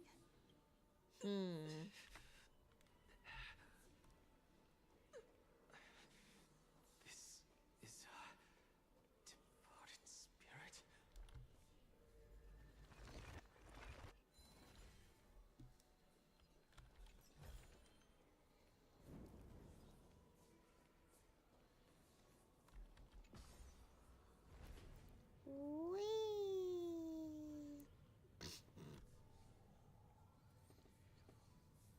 He's seeing memories. You two again. Enough about me. Did Kaos ever reply to you? Well, regrettably. Seems like the price of becoming a demigod is a lot heftier than we thought. Chaos. Demigod. I've never heard of this person. Which Titan's authority did he inherit? Look on the bright side, Nias. Since we've come all this way, I doubt he'd snub his old friends, would he? Let's just hope we mean as much as the world to him. Hey! Are you seeing that same hallucination again? Yes. It's still you and Nias, but you're now talking about a certain Chaos. I'm guessing he's one of your companions? Chaos? This name sounds just as strange to me. Never mind. I think I know what this is about. If things are as I thought, then they aren't hallucinations, but the souls of people. What? But if those are the souls of the dead, then what am I? Beats me. For all I know, you're just an illusion I conjured up in my dying moments. Let's just keep going. As long as I take in more sights and hear more stories. Know your limits. Wander too far among the dead, and even I might not be able to save you. I'm fine. If this is indeed as I thought, then this will be very amusing. This pilgrimage platform dedicated to the devoted believers, but you and X never kneel to a false god. Oh, damn. Okay.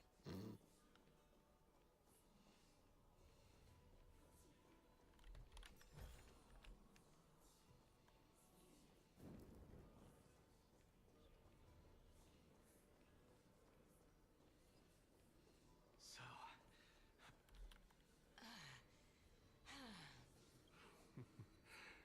Can you keep going?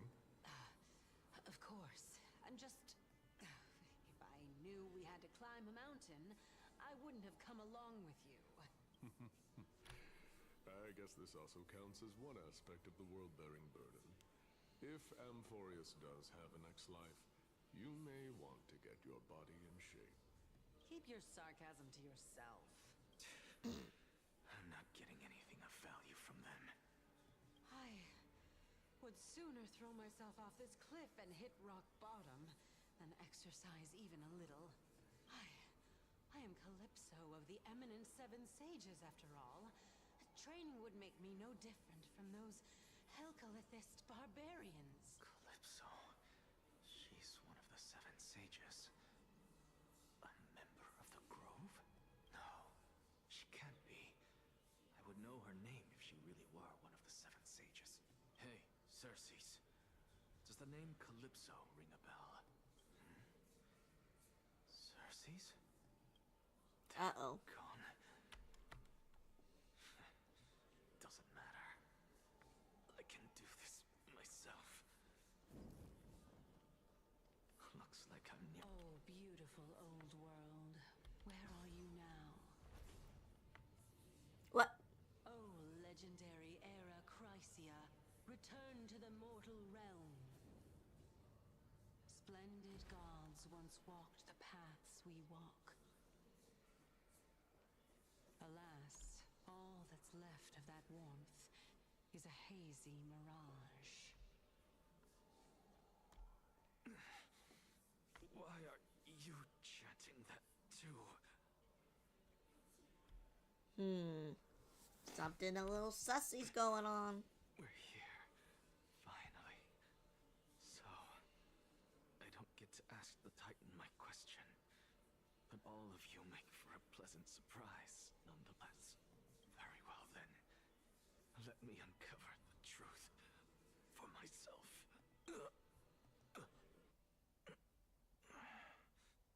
Did I still fail to make it in time? Huh? So, I'm back here again. I can hear it. I hear it from the depths of the tides, behind the closed doors of the void world. A voice ready to tell me something. This time, the voice is a lot clearer than before. Since we've come this far, let's just wait. Lord Nias and Miss Calypso, are you both here to visit Chaos, too? Yes, and we've been waiting for quite some time now. Regrettably, he hasn't answered us. The worst-case scenario is that he's already been overwhelmed and crushed by the world-bearing burden. You're overthinking, Lord Nias. I can still sense Chaos' soul in the area. And besides, we both know Chaos' nature. A deliverer like him wouldn't fall so readily, much less give up on all that he holds dear. Isn't that so? Yes. I have faith in him. That reminds me. Why are you making this trip alone, Polixia? Oh, my sister needs more time to make sure the flowers are fine. Such a pity. Both of you have hearts kinder than anyone else. Yet you are born only to take over Thanatos' divinity. Everything that I see and hear this time has left me shaken to the core. What may seem like a mundane conversation is in truth a once-in-a-lifetime exchange that has revealed the ultimate answer to Circe's question. The conjecture has taken shape and must now be solidified into a theorem. Next, I only need to seek verification from Kefali. By doing so, I can answer Circe's question and reclaim my body. But no, I will not do that. That isn't important. Because another one of my conjectures, one that I have always dreamed of proving, has been proved right this very instant. Fusing a mortal soul with that of a Titan to replace said Titan is not a ludicrous idea after all.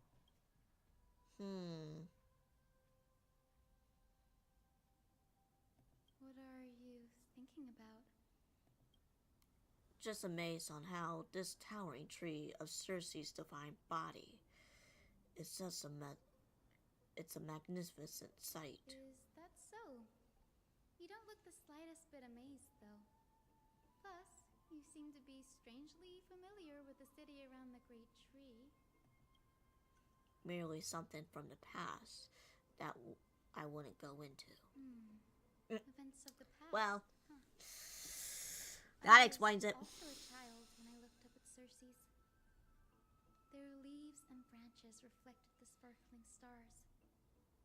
And their trunk was like a pillar that supported the sky and ground. I stood at this very spot back then, imagining the day when I could climb to the top of this tree. Because I would be the closest I can be to the sky at that spot. You're a sky priest, yet you study at a place that is a home to the reason Titan.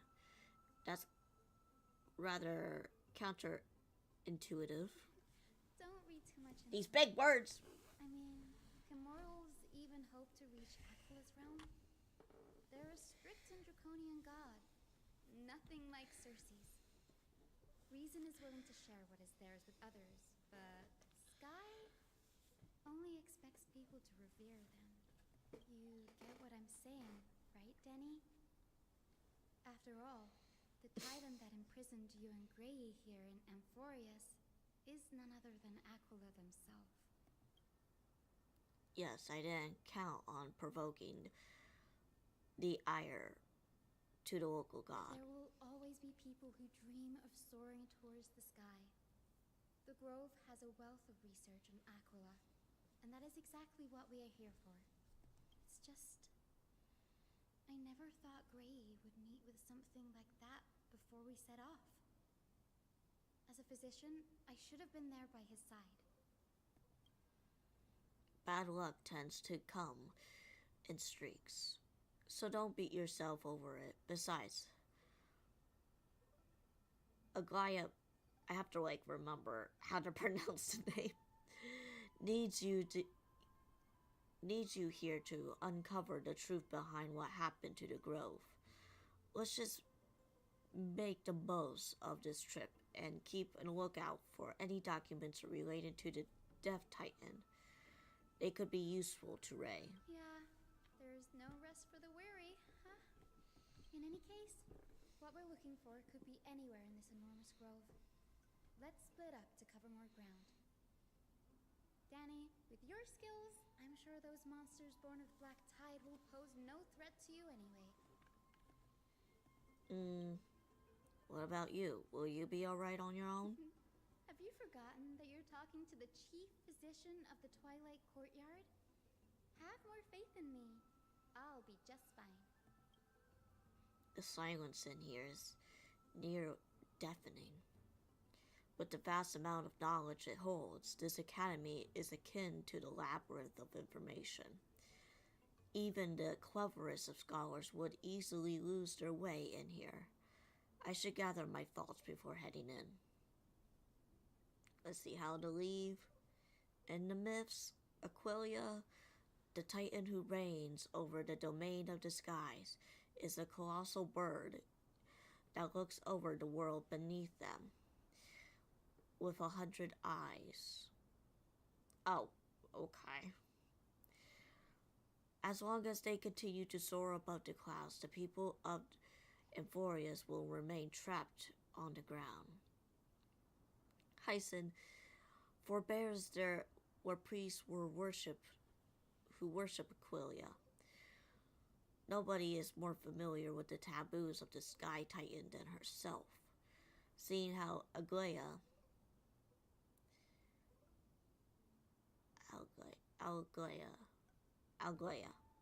yes, has set her here as a guide. It's possible that she plans to have Hyson take on a trial in the future.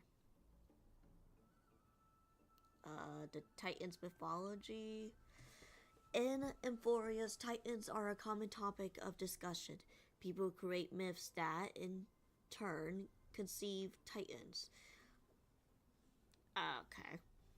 It's a tricky task to keep an objective view when among the people of Amphorius. There is a way to step out of the situation and look at it from a different perspective. Titans and Eons. Titans and Eons are two distinct classes of beings. Titans can communicate with us, humans, and it's not impossible for us to empower them. Upon their demise, we can even take over their divinity. In regards, Titans can be said to be a lot more similar to humans than Eons are. Chrysos, heirs, and demigods? Chrysos' heirs are humans who possess heroic qualities, with the most of them demonstrating extraordinary combat prowess and strength. Upon clearing a core flame trial, a Chrysos' heirs is even ascended to a demigod who inherited a Titan's divinity. Wait, something about that feels off. Is this a selection process of some sort? The The Flame Chase Journey. Guided by the prophecy, the heroes are on a quest to reclaim core flames and usher to an era novella. An era nova. Era nova. Right? Their efforts have seen gravitating results to date. As I expected, the prophecy is the hardest to make any sense of, but with barely any information to go on. No matter how much I ruminate on it, it won't yield any results. I should leave this for another time.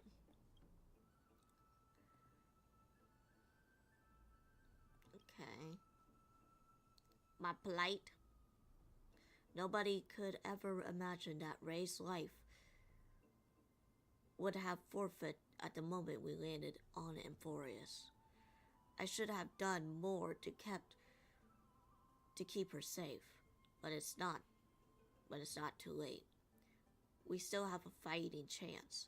The unique rules that govern life and death on Amphorius might just work in our favor to save her. The Grove is an invaluable library of knowledge. Maybe they'll have records of a similar case. Please let there be one. Alright, let's go. The clock is ticking. I should search for more clues as I move. The night sky is unusual. I guess it is. Compared when you were still during an Akuma. Whatever not. Can I? No, I can't. Because I'm not in my perspective, quote unquote.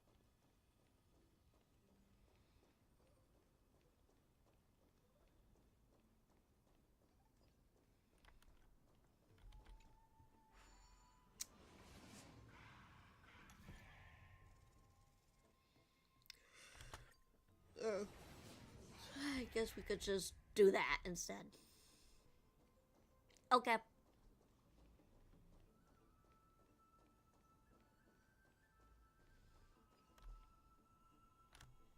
Black monsters are twisted in form, and their life has turned into ashes together with their souls.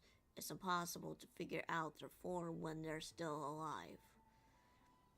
These are the remains of the Black Tide monster. It does look different from the Titankin from up close. What's that underneath it? A scroll? Record debate.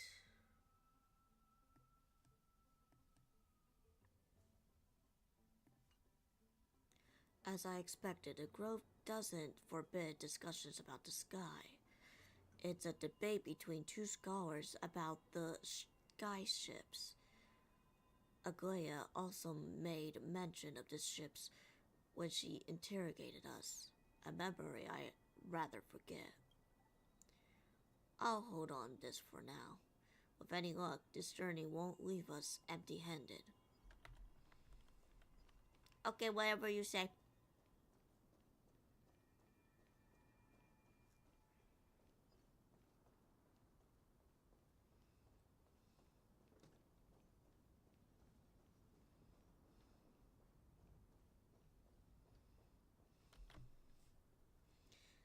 That's Hyson?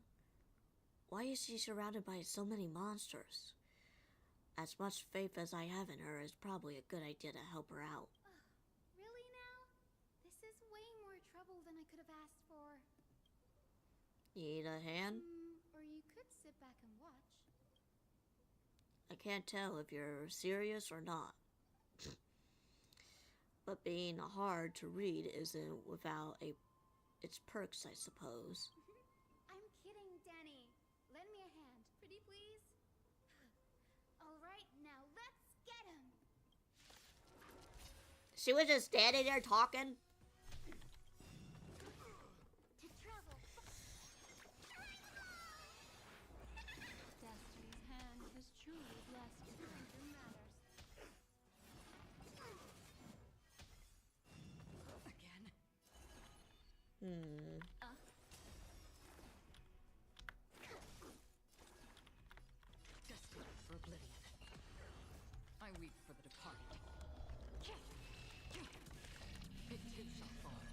Kaboom.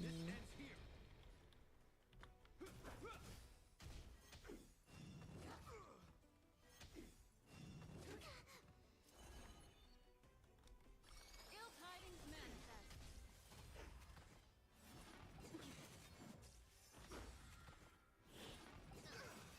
In the name of Landau, a will forged in ice never falters! Yeah!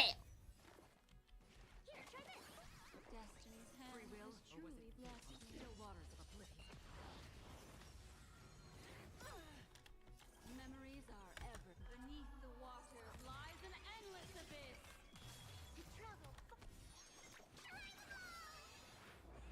Don't worry, it's just a scrape. Is that all? destiny isn't chosen. Ill fate descend. Attribution will find. I weep for the departed. Get him! It too shall fall. Yeah! This place is practically in ruins. What happened? There shouldn't be this many monsters here. The black tide is remarkably quick to detect the light of Amphorius. So or rather, the blessings of the Sky Priest in me, might have unknowingly called them to me. Anyway, never mind What? that for now. Here, you might want to have a look at this. I found it around here and thought it might be of interest to you.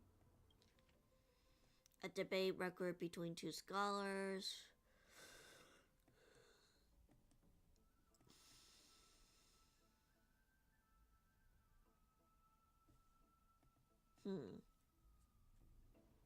Anaxa Gorgas.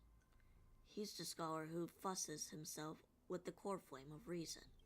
This is Views, new. not fusses. I didn't know Professor Anaxa was researching the sky. He's never mentioned anything about it. Finon said Anaxa might be opposed to the Flame Court chase journey. Might is an understatement. Anaxa has never been one to venerate the gods, nor has he ever found it within himself to put any faith in the prophecy. People have come to think of him as a heretic, even in a place as liberal as the Grove. Yet, it is also this very blasphemer that Circe's favors. Fate sure works in mysterious ways. I picked up a scroll on my way here too. It looks like it might be related to the one you're holding. Oh, let me have a look.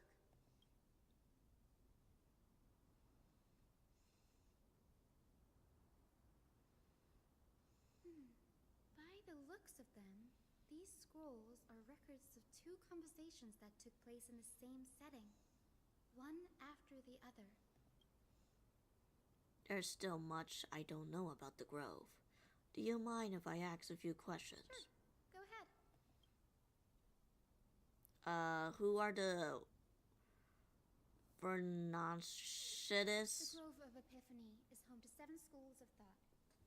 While all 7 schools are founded on the ideologies of Thalesis, the first scholar, each is unique in its own way. Among them, the Venerationists revere and worship the Titans the most. As the sage of the Venerationists, Euthyphro has always been at loggerheads with Anaxa. If we were to place the 7 sages on the scales of Talanton, Anaxa and Euthyphro would be placed on opposite sides to achieve balance. A very illustrative explanation. Thanks.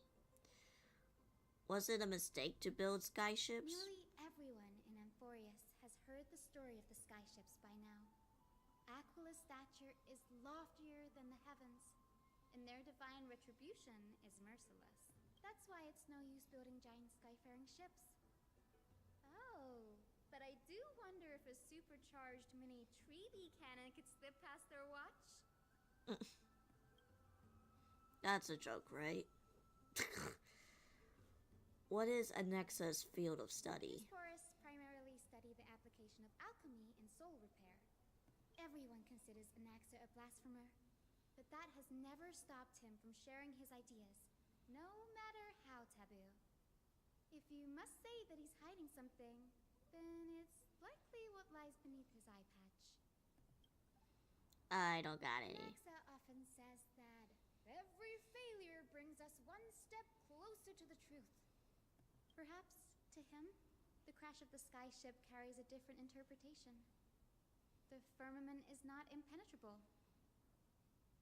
On the contrary, it was precisely because the sky ship represented the first step toward breaking free from the shackles of the Earth that it provoked the wrath of the Sky Titan and brought divine punishment upon itself.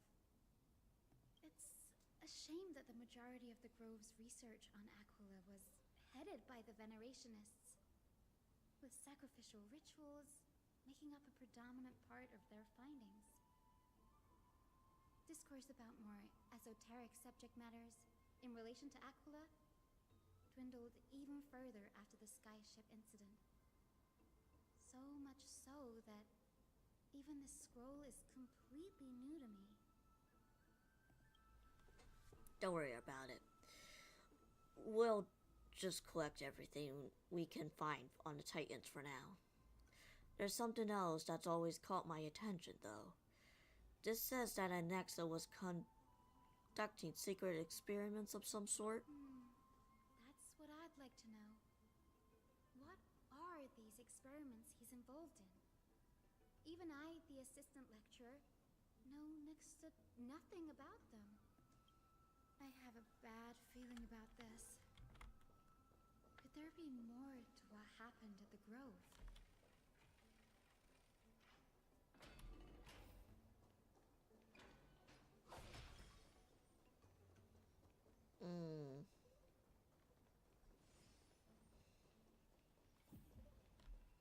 This is the Library of Philia, a place where the Grove stores its collection of tomes. Other than books written by the 7 schools, you can also find philosophical texts, ballads, and religious writings from the Outlands here. Cities that desire to learn from the Grove were apparently expected to contribute knowledge of equal value to what they saw. We've had more than our fair share of hilarious episodes over the years. For instance, it's said that the Erythrocheramists once borrowed a manuscript from a certain author, but ended up returning a copy instead of the original. What's more, the original manuscript was supposedly then hidden here. That doesn't seem like a nice thing to do. Nice? No need to hold yourself back, Danny. You can just tell it like it is. Their behavior was no different from bandits. Well, if you don't mind, did the Grove ever rob Castrum Cranmos? You've got me there. Some said you couldn't even find a dictionary in Castrum Kremnos, so I guess they were spared. There are too many books in the Library of Philia. Flipping through them all will take too long.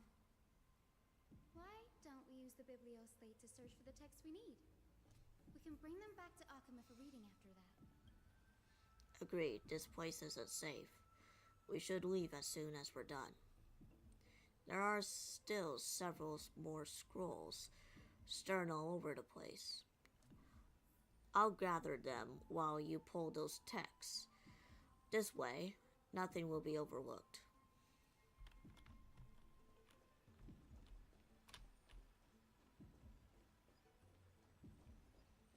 Alright, going over here. These are complaint letters to of the scholars about Anexa, the blasphemer.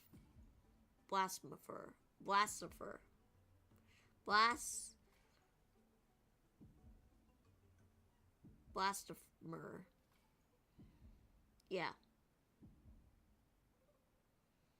Or, I guess, the nonsense. The crazy. That's like another word to put it. There's a thick slack of letters. Based on the dust accumulated in the perfect intact seals, the complainee did not even bother opening them and just chucked them aside to a corner. This is about an Exa. Should I read this? Hyson should come take a look too. Ugh, it's so dusty in here. Whoa. Are these all complaints about him? I can already see what they must have written. Anaxa has no respect for the gods.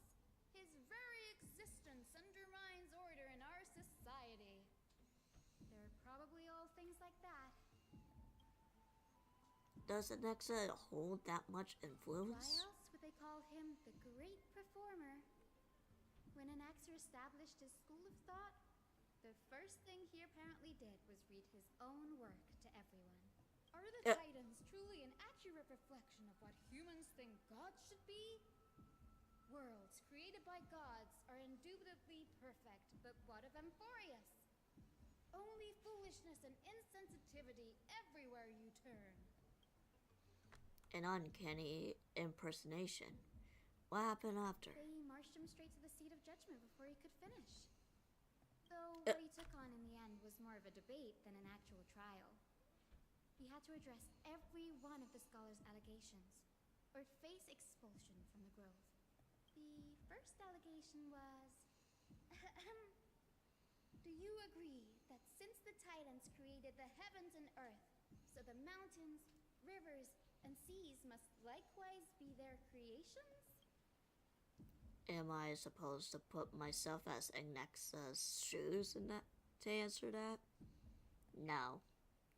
Based on history of the Flame Chase journey, humans have potential to take over the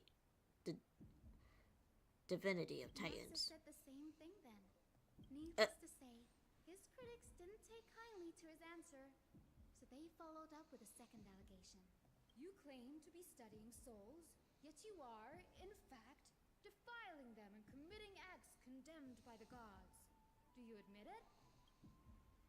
That's a serious agulation. What? What did he really say to that? Wears an eye patch, never removing it, even when alone. Some say he used one of his eyes as an alchemical ingredient. We learned that that wasn't the case, but this is even more so for the Chrysos heirs who have divine blood coursing through them. If he has really done something of that nature, then it'd indeed be sacrilegious. Thankfully, they had no way to prove it, so it amounted to nothing more than an allegation in the end. One by one, Anaxa engaged in wars of words against those who would challenge him. Toward the end, a scholar asked him, "Anaxagoras, have you any respect for the gods?"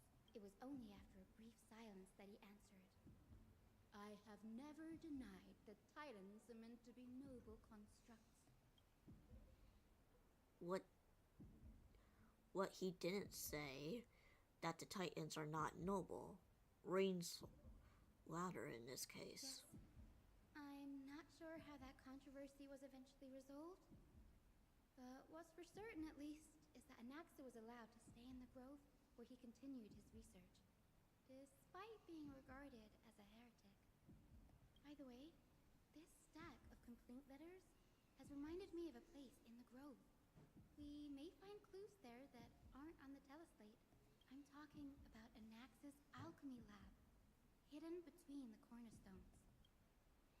Given the Grove's meticulous approach to achieving, could there really be such an oversight right under their noses? A well-kept secret.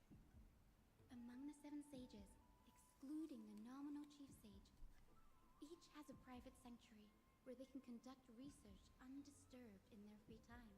Even the administrators of the Library of Philia are restricted from accessing those places and documenting the sage's research. But with the Grove in this state, I'm sure Anaxa won't be mad even if we sneak into the lab for a short while. Right? Right?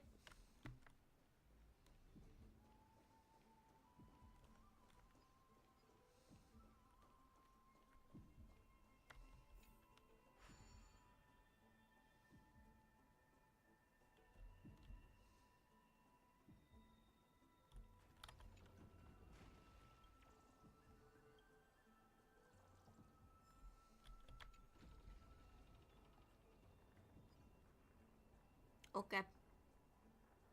Although this won't be really safe to go on, but, you know, whatever. I don't make the rules.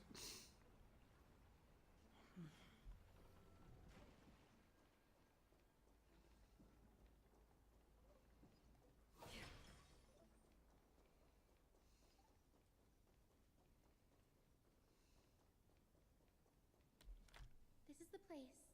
But where is everything? Materials for alchemical experiments, matrix diagrams, and even the seal to the lab. They're all gone. The black tide destroyed it all. No wonder we didn't see any defense mechanisms along the way. Have you ever been here before? No, not even close. Not only are alchemy experiments high-risk activities, but Professor Anaxa also has a penchant for using bizarre materials.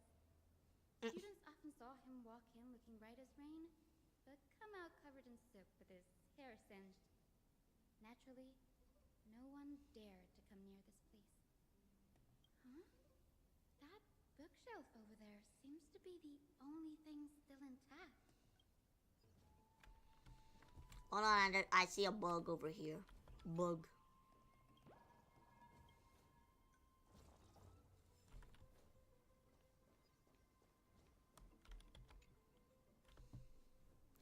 These are the materials requested by Anaxa, documented from various fields, have been compiled into one place, including the Titan creations, the universality of the souls, alchemy doctrine, and so on.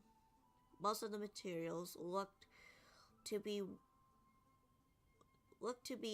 within the research domain of the Nestorius school of thought. However, a document entitled "A Study of the Chrysos Heir's Background" is mixed in. Okay. What's going on? Anaxa is conducting research on our friends in Alchema and me? This journal contains several intriguing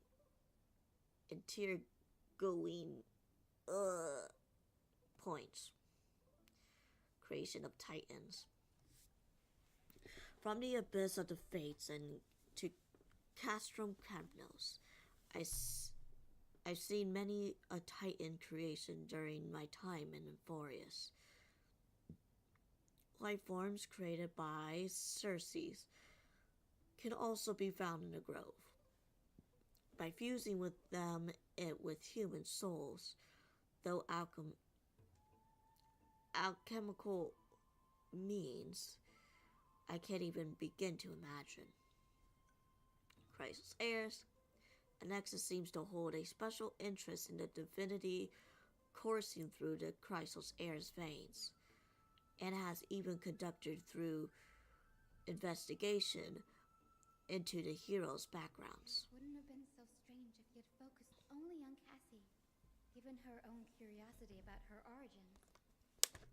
Plus, considering that the new sporists have crafted omnipotent medicines capable of curing diseases, it also makes sense that he would conduct research on immortal Chrysos heirs. But now, it seems Anaxa's objective was never to create medicine, but to identify the origin of the golden blood and figure out its inner workings. And the research. Through alchemy, Anaxa aims to refine the gold blood in the Chrysos heirs to a degree of purity equal to divinity. This must be what he means by closer to purity. Close to true purity, but treating both Titan's creation and the human body as materials to be used as alchemy experiments. That's rather extreme. Danny, look at this. I have a bad feeling about this.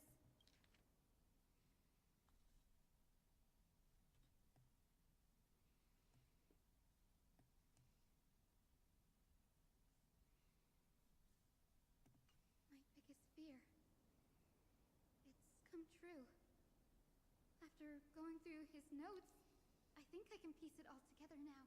Anaxa was carrying out experiments on soul transmutation. Do you mean he's trying to reconstruct human souls alchemically? Yes, this is what he was secretly conducting research on. Something he had to keep hidden from others. Compared to his public speeches, this is the real blasphemy. Oh, I just thought of something. What's wrong? Do you remember when the black tide was approaching? The Grove had planned to send Cersei's core flame to a safe place. But an accident happened along the way, and Anaxa lost his life in the process. But Cersei took over his body to resurrect him, which led to the situation we're in now. That's right. But what if Professor Anaxa's fusion with the core flame of reason wasn't an accident? What do you mean? Put yourself in his shoes. Knowing that the black tide was closing in and your time was running out, what would you have done? I put my theories to the test, no matter the cost. Exactly. When the black tide came, the true reason Anaxa headed to the Luminary Throne was to transmute and fuse himself with the Titan's core flame. Did he succeed? No. Judging from how he reacted after the event, the results came as a surprise. Maybe he failed to consider the possibility that Cersei's would make a similar decision. The manuscripts detailing all the alchemical formulae have been taken away. His research is still ongoing.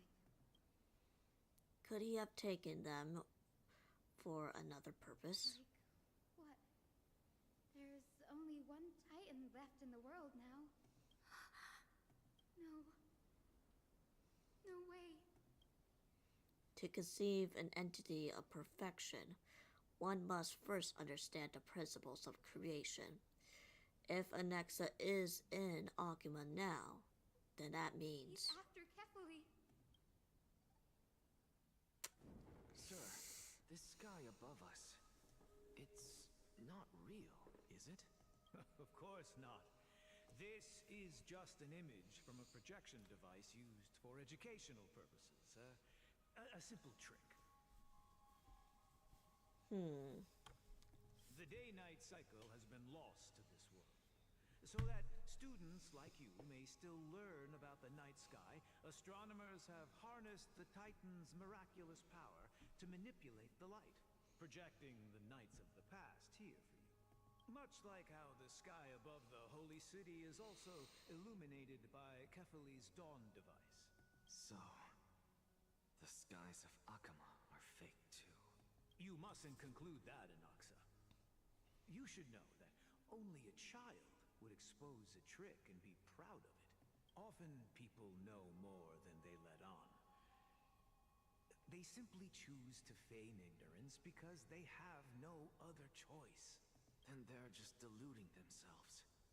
People believe in Kefali's tale of Genesis, accepting wholesale whatever the priests preach. But we're different. We've already walked out of the firelit cave of ignorance. We have already realized that we live in a world where Titans make the rules. Even when we look at the sky, we're only seeing what they allow us to see. Rather than gazing at this mockery of a night sky fabricated by them for the rest of my life, why shouldn't I be the one to take control of the projection device instead? So much time has passed since you sowed the seeds of doubt in my heart, child. Many a night, I find myself penning down all my theories and wild ideas, only to burn them to ashes when I open my eyes in the day. Why? Because we'll face death by burning if word gets out? As a sage of the Venerationists, my soul has already become inextricably linked to the great tree. Every word I say and every move I make is certain to influence every leaf, every branch, even the tree itself. But above all else, my days are numbered. Instinctively, I have my doubts about the golden blood and the human soul, yet I have no means of verifying them. The golden blood in my veins is woefully thin, and I am loath to waste what little time I have left obsessing over a hypothesis that cannot even be proven in the first place. But I can, sir. I can do it for us. The time is right. Give me all that I need, and I shall accomplish this grand feat on your behalf. You're right. I shall do just that. In the next meeting of the sages, I will spare no efforts fighting for the rights you deserve. Go. Establish your own school of thought. Find out what we are. Become the one who conquers the ultimate truths of the world. Child of humanity, you didn't go to such lengths for an audience with Kefali. Just ask him a few questions, did you? So, you figured it out. If I were as foolish as a Dromus, perhaps I'd throw myself down and prostrate before their greatness, begging for the gods' prophetic wisdom. Well, sorry to disappoint, but I'm no Dromus.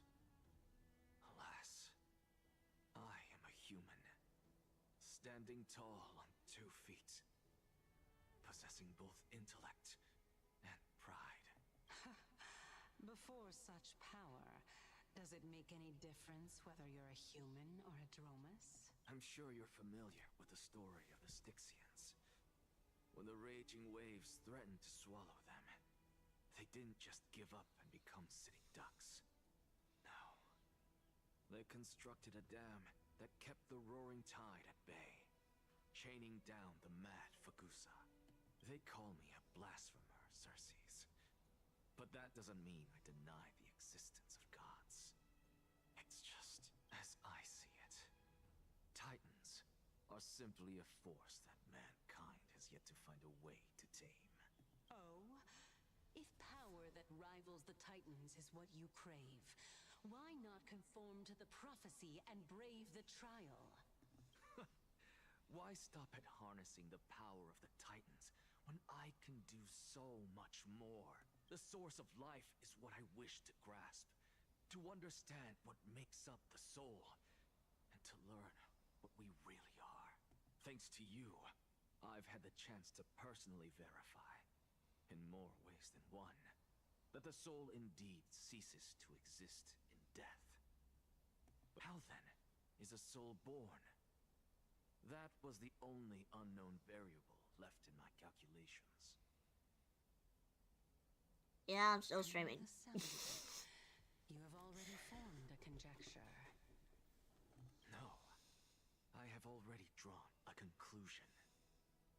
In my journey unto death just now, I finally saw the answer with my own eyes. Professor Anaxa. Oh. I'm here. Her life hangs by a thread. I must ask you to refrain from taking any unnecessary steps. Of course. I'll bring this to a conclusive end, and give you the answer you so desire. Yeah, a lot of people like to lurk. However, in accordance with the principle... YouTube's been working, I do know that. I must also demand from you what I need. As you wish. Don't you care to know what the price might be? It's a matter of uncovering the truth about the Death Titan and her survival. This may be the only time I can ever save someone's life. There is no need for me to think twice. I see. In that case, let the show begin. Indulge me. Am I correct to say that you intend to prove Thanatos' whereabouts and prove the nature of our existence now? Before I begin, I must confess I had been stuck in a cognitive trap all this time. As unrelated as these two propositions may seem at first glance, they are in fact logical equivalents. They are merely two different ways of telling us about what the soul is at its core. The reason I say this is as I've mentioned earlier. The answer was hidden in my journey unto death. Anaxa, you were in the Netherrealm? Yes, I am but a living dead man now, but that's not important. What truly matters is, I overheard a conversation between heroes. That's not all.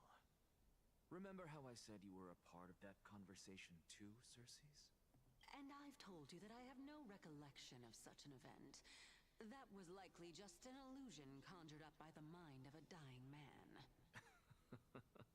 Of course you would remember, because that wasn't you. That was Calypso, one of the 7 sages of the Grove. Calypso? Huh? Oh, that's the name I made up on a whim when speaking to this girl. How do you know of it? And surely you jest. Don't you think I, of all people, would know if that were the name of one of the 7 sages under the shade of my tree? Don't you claim to know the Grove's past like the back of your hand? It seems you've lost even the memories seared into your soul. Use your head, Circes. Since all of this took place in the realm of the dead, it stands to reason their likenesses are of souls from the past. The living cannot step foot into that world. So who could they be? Think about Calypso. Why does she share your likeness? Yet you have no idea who she is. The answer is evident, is it not? Those fallen heroes are the mortal incarnations of the Titans before their ascensions to godhood. The gods aren't master creators born out of thin air, and they are no different from humans, because they all evolved for one. Does this answer disappoint you? Yes, because you've answered nothing. If I truly was once human, as you claim, then where do the children of humanity come from? Even on the off chance that you speak the truth, this brings us no closer to grasping Thanatos' whereabouts. How are we to find them? I knew you would say that, but it matters not. I know what I'm doing. Actually, why don't we have this supreme being standing before us tell us everything? You can revive a Titan? Humans cannot return from the dead. Neither can gods. But all we need to do is look at this from a different perspective, and the problem will resolve itself. The solution is simple. Just like what you did to me. If I'm reborn as Kefali, I can rebuild the world and all within it as they once did. Simple, is it not?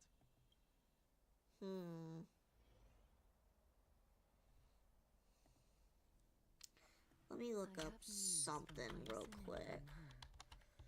Anaxa might be trying to do something with Kefali's divine body. Kefali? But what could Anaxa want? Is the Council of Elders going to sit around and let such a sacrilegious act unfold? That is not possible. He is indeed the great performer, capable of fooling anyone and everyone with his tricks.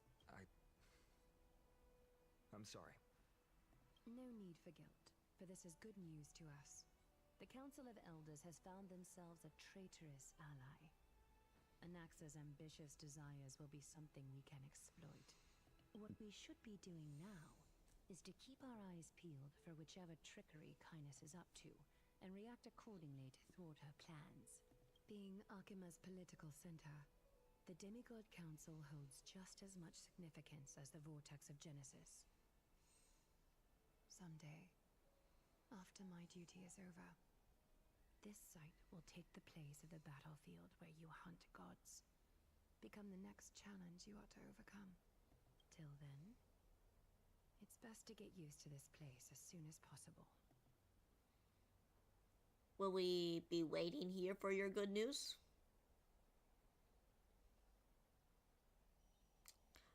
Okay. Preposterous!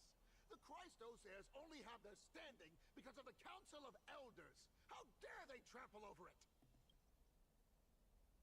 Wow, these people are shooting daggers with their eyes. It's been a while.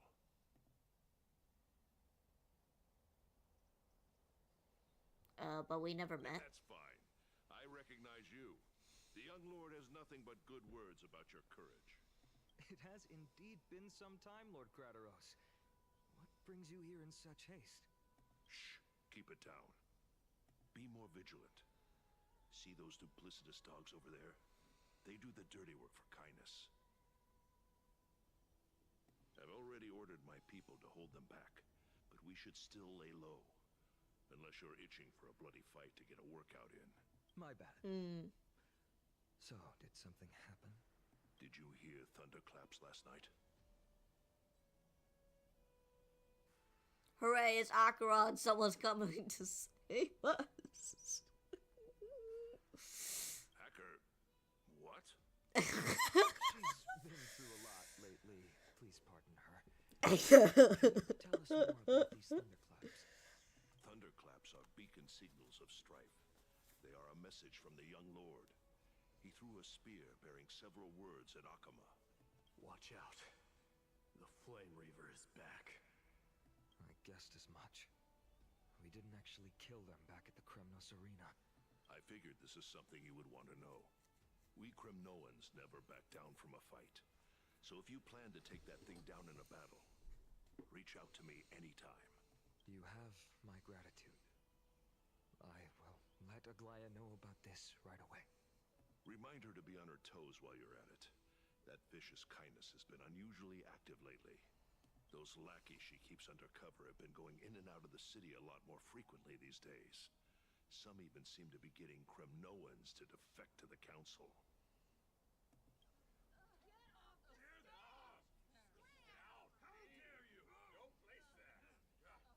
That's her. Looks like you can see it for yourself. We should get back. Thank you for the intel, Lord Crateros. Alright, let me see where we're at. Just to double check.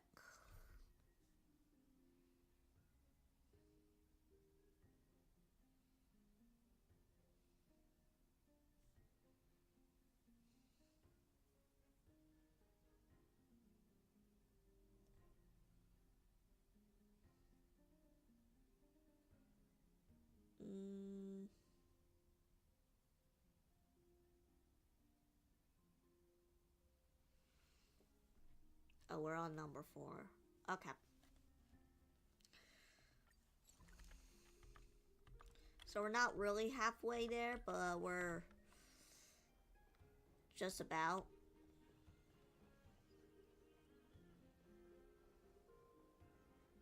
Hold on, let me get this thing down here.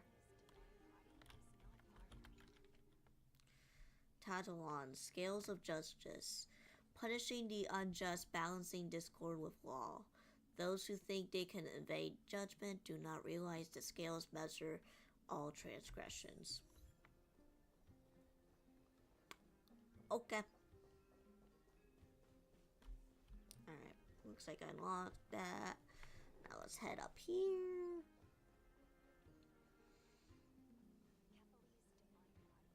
So there's like 10 chapter sections, and we're on number 4.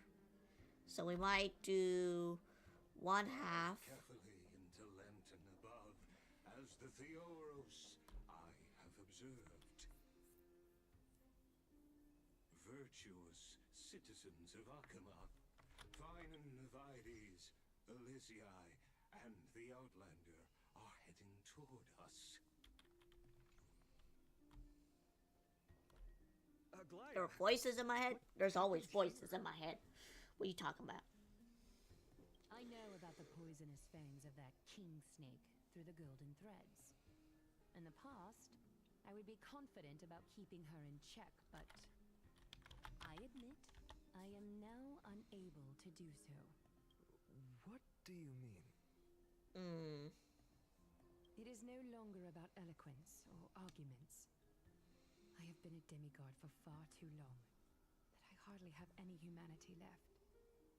Before I realized it, I have become no different from these hypocrites, no longer capable of relating to the people. This has come a lot sooner than I expected. But perhaps it is time. I need you to step up, Finan, in order for me to retreat behind the scenes. Yes, this is my duty, but... It is far easier for the Council of Elders to fool many than just fool one person. Their so-called more support is no more than a ruse to distribute power using words instead of lances. There is no glory in winning this debate, but that makes having respect for humans so much more priceless. Finan, you are a Chrysos heir without flaw, capable of relating deeply with humans. I appreciate what you've taught me, Aglaya. I hope we'll live up to your expectations and win this debate. Alright, let's go.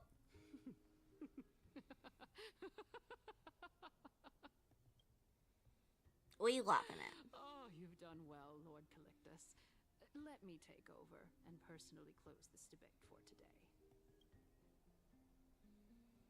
Dearest counselors, let it be known that I sorely miss the blissful times portrayed in lyrical poems. Back then, Amphorius was home to nearly 1,000 cities, each with their own local faith, while gods walked the earth and shared close No, I don't bonds use a with humans. Discord while I'm streaming. Usually not. Yet, in the present, people from all over are forced to leave their homeland to seek refuge in the holy city, where they hope to rest under Kepha's Unless I'm in a protection. call and whatever All nots, of us but, have you know. long been in the same boat with no way out of this plight.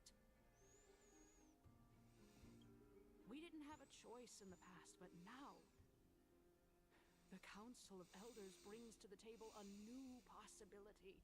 All I have left is one question for you.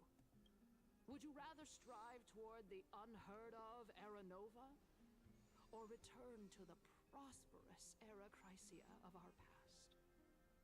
Make your choice now. Which of the two would lead mortals to an ideal future?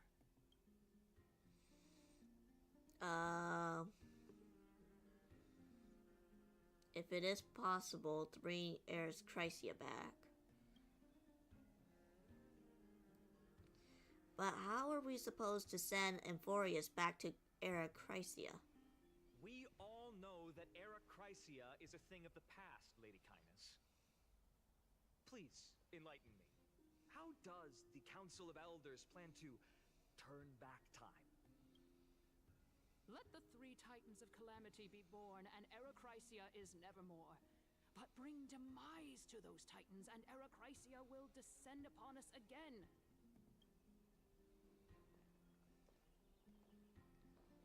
Know that the Council of Elders is never one to make empty promises. Look at who we have on our side. Anaxagoras, one of the Grove's 7 sages. And Castorus, Idonia's goddess of death. With the help of these 2 heroes, I can promise all of you that Era Chrysia will exist once more. Aren't they Chrysos heirs? They're supporting the Council of Elders instead? It's clear from the start that these heroes do not get along well in their group. All the more proof that Aglaya is unfit to speak on behalf of every Chrysos heir. I am in favor of Era Chrysia. Era Chrysia! Era Chrysia! What? You sounded like you're in a tunnel. Okay, I don't care. Castorus? Why are you standing over there? You finally arrived, Naxa. So have you, Cass. Don't worry, Aglaya. Well, I know that you have many queries. Could you continue to converse like how the citizens normally do? Tell me, dear citizens, if we successfully retreat and return Thanatos' core flame without anyone passing the Death Titan's trial, what would happen next? The answer is simple. We will have a chance to rid the world of death and bring Amphorius back to an era when all beings live forever. We'll usher in a new future that will be entirely different from the Flame Chase journey. He's one of the 7 sages. Your proposal is much Okay. too idealistic. As long as the Black Tide still exists, how can we go back to the old days? Remember what I previously said? Kefali's core flame is guarded by the secret power of the Council of Elders. Plus, Fagusa's water curtain will be able to block out any external perceptions. Tell me, dear citizens, have any of you I don't think ever Epic seen Mickey is even that a dark of a glimpse the game. threat that this person is talking about anywhere within not the that walls dark. of this majestic holy It's city? just, I don't know. I know Disney did darker stuff before, but isn't that survivorish bias? If we eliminate death, then there's no need for us to fear that flame reaver, right? Citizens, let's loudly sing the blessed hymn. Oh, beautiful old world, where are you now? Oh, legendary Erechrysia, return to the mortal realm. After the destruction of the 3 Titans of Calamity, the Flame Chase journey will have to end.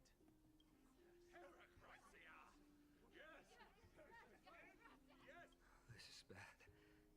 The masses are now totally riled up. Anaxa, pray tell. Everything that you've mentioned hinges on the premise that we can find Thanatos' existence, right? Thank you, Lady Aglaya, for still caring about this city. However, dear citizens, we are truly fortunate and blessed. For Castorus, Idonia's goddess of death, will surely find Thanatos under my guidance. What? With that, I solemnly promise that the core flame Lady Castorus brings back will be personally managed by the Council of Elders. Thereafter, if we are able to garner the support of all of you at the Citizens' Assembly, we shall spare no effort in ensuring that the Erechrysia will return to our world once again.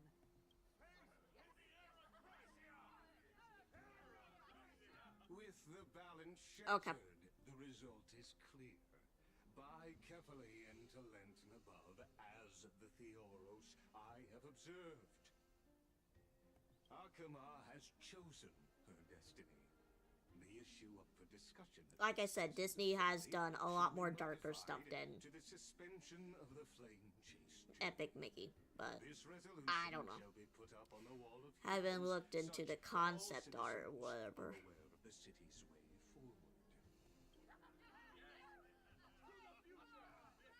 Aglaya, dear Aglaya, what has caused your heart to soften?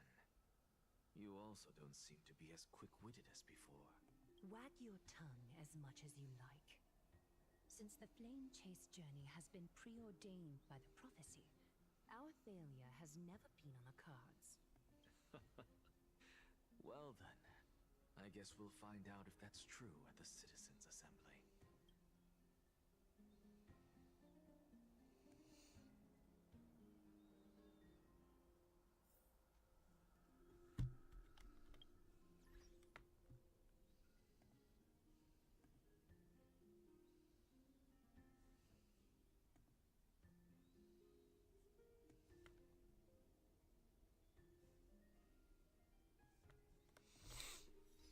Alright, I guess we'll talk to you about what happened. Well, it seems that when I sent you to look for Anaxa, I unintentionally facilitated your partnership with him instead. My apologies, everyone. I know that you have many questions to ask me. I will answer them to the best of my knowledge.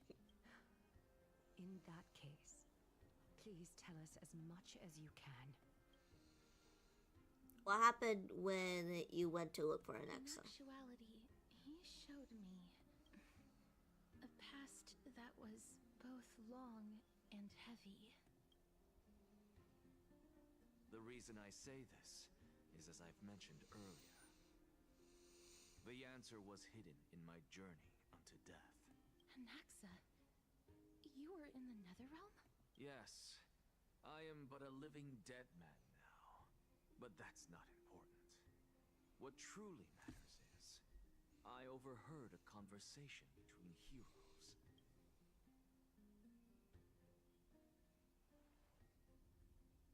Have you heard of this tale before? A tale about the ocean god's treasured pearl. Our hometown.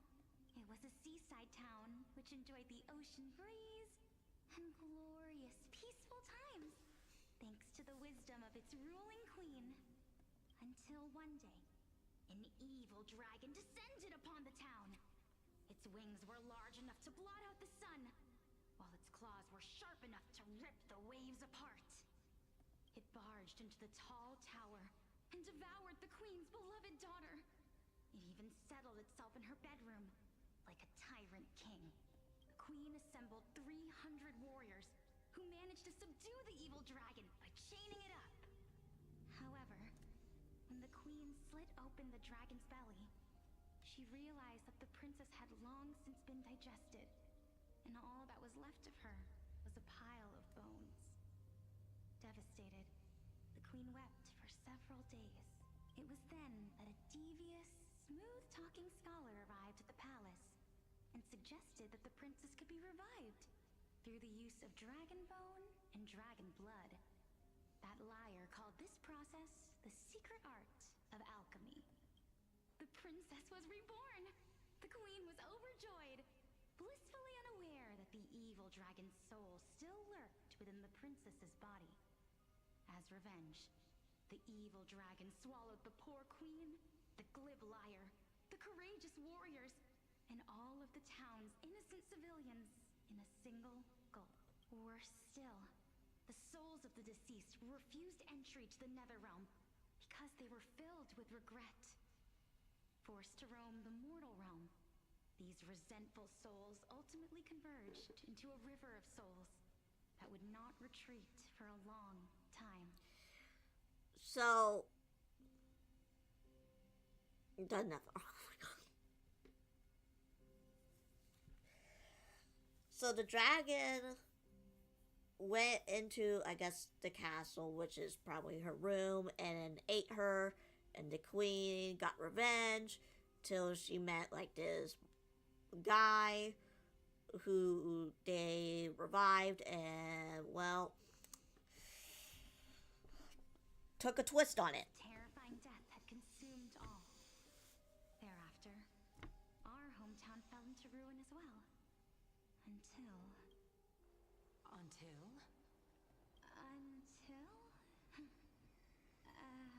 Actually, I don't know what happened next either. Oh, my. It seems that you still like to whet people's appetites even after all this time, Pelixia. So, according to your story, this is how I used to look? It's practically a mirror image. And yet, what exactly is this? A miracle that I created with alchemy. As for what it is and how I was able to accomplish it, I'll keep the answers to myself for now. Oh, my goodness. Is this cliffhanger really necessary? Quiet, Titan. Continue to enjoy this splendid play, and the truth will naturally reveal itself. Dragon, huh? I've heard this legend before. In that case, what do you think of it? I think that this so-called alchemy was a tenuous analogy added to the story by future generations. After all, you've never heard of a tradition of alchemy in your hometown before, have you? Indeed. Before I left home to pursue my education, I I never even knew that anybody was looking into this area of study. Therefore, we can just treat this tale as a fable told to young children. A fable, you say?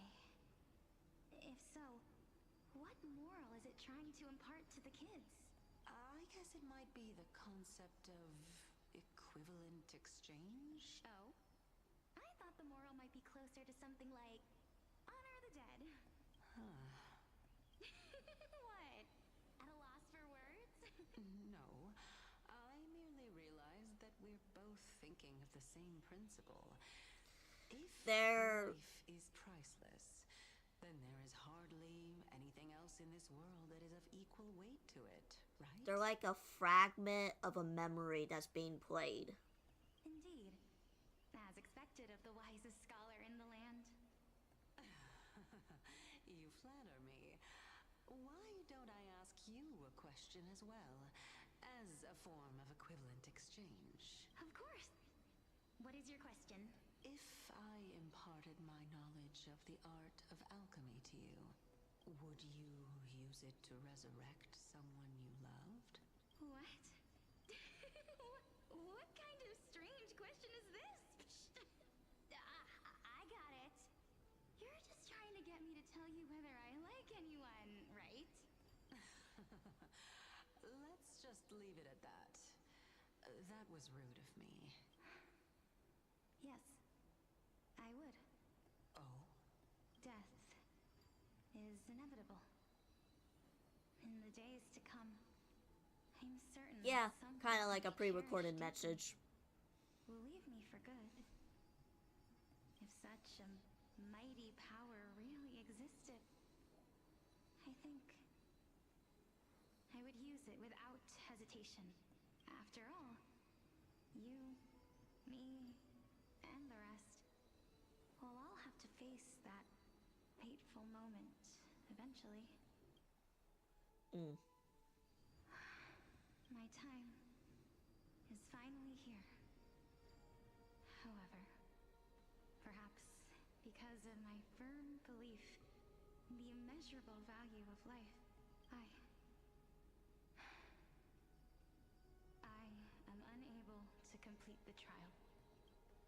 You shall wither, and through that, the dead will sprout again from the remains, and be reborn with the dead flame. It is a pity that fate is such a cruel mistress. Is there no other way of interpreting those words? I'm afraid that the meaning is clear. Between my sister and me, one must pay the price. Our trial can only be completed when the one chosen sacrifices her life. I'm afraid that the prophecy might even have selected a pair of twins for this exact purpose. Fortune makes fools of us all. My sister is prepared to sacrifice herself. And yet, I can't do the same. How absurd. My time is almost up, but I'm still afraid to welcome death. What should we do? If I'm ultimately not able to make up my mind... Since Chaos is willing to guide all of us and Don't lead this speedrun trial life. to the end, there is still plenty of time for you to ponder. That's right. Don't allow the fog of an uncertain future to cloud your mind. Trial, prophecy, the topics that they're discussing seem familiar. But these three people must not have left their names in the epics. Otherwise, I would have some recollection of this. Amphorius' history before the Titans were born was complete chaos. Is that not strange by itself? I have long held three hypotheses about this. However, let's continue watching for now. I don't know. Time's different on different planets. So, I have no idea. Calypso. And this warrior... I seem to have met him somewhere before. Regarding this matter,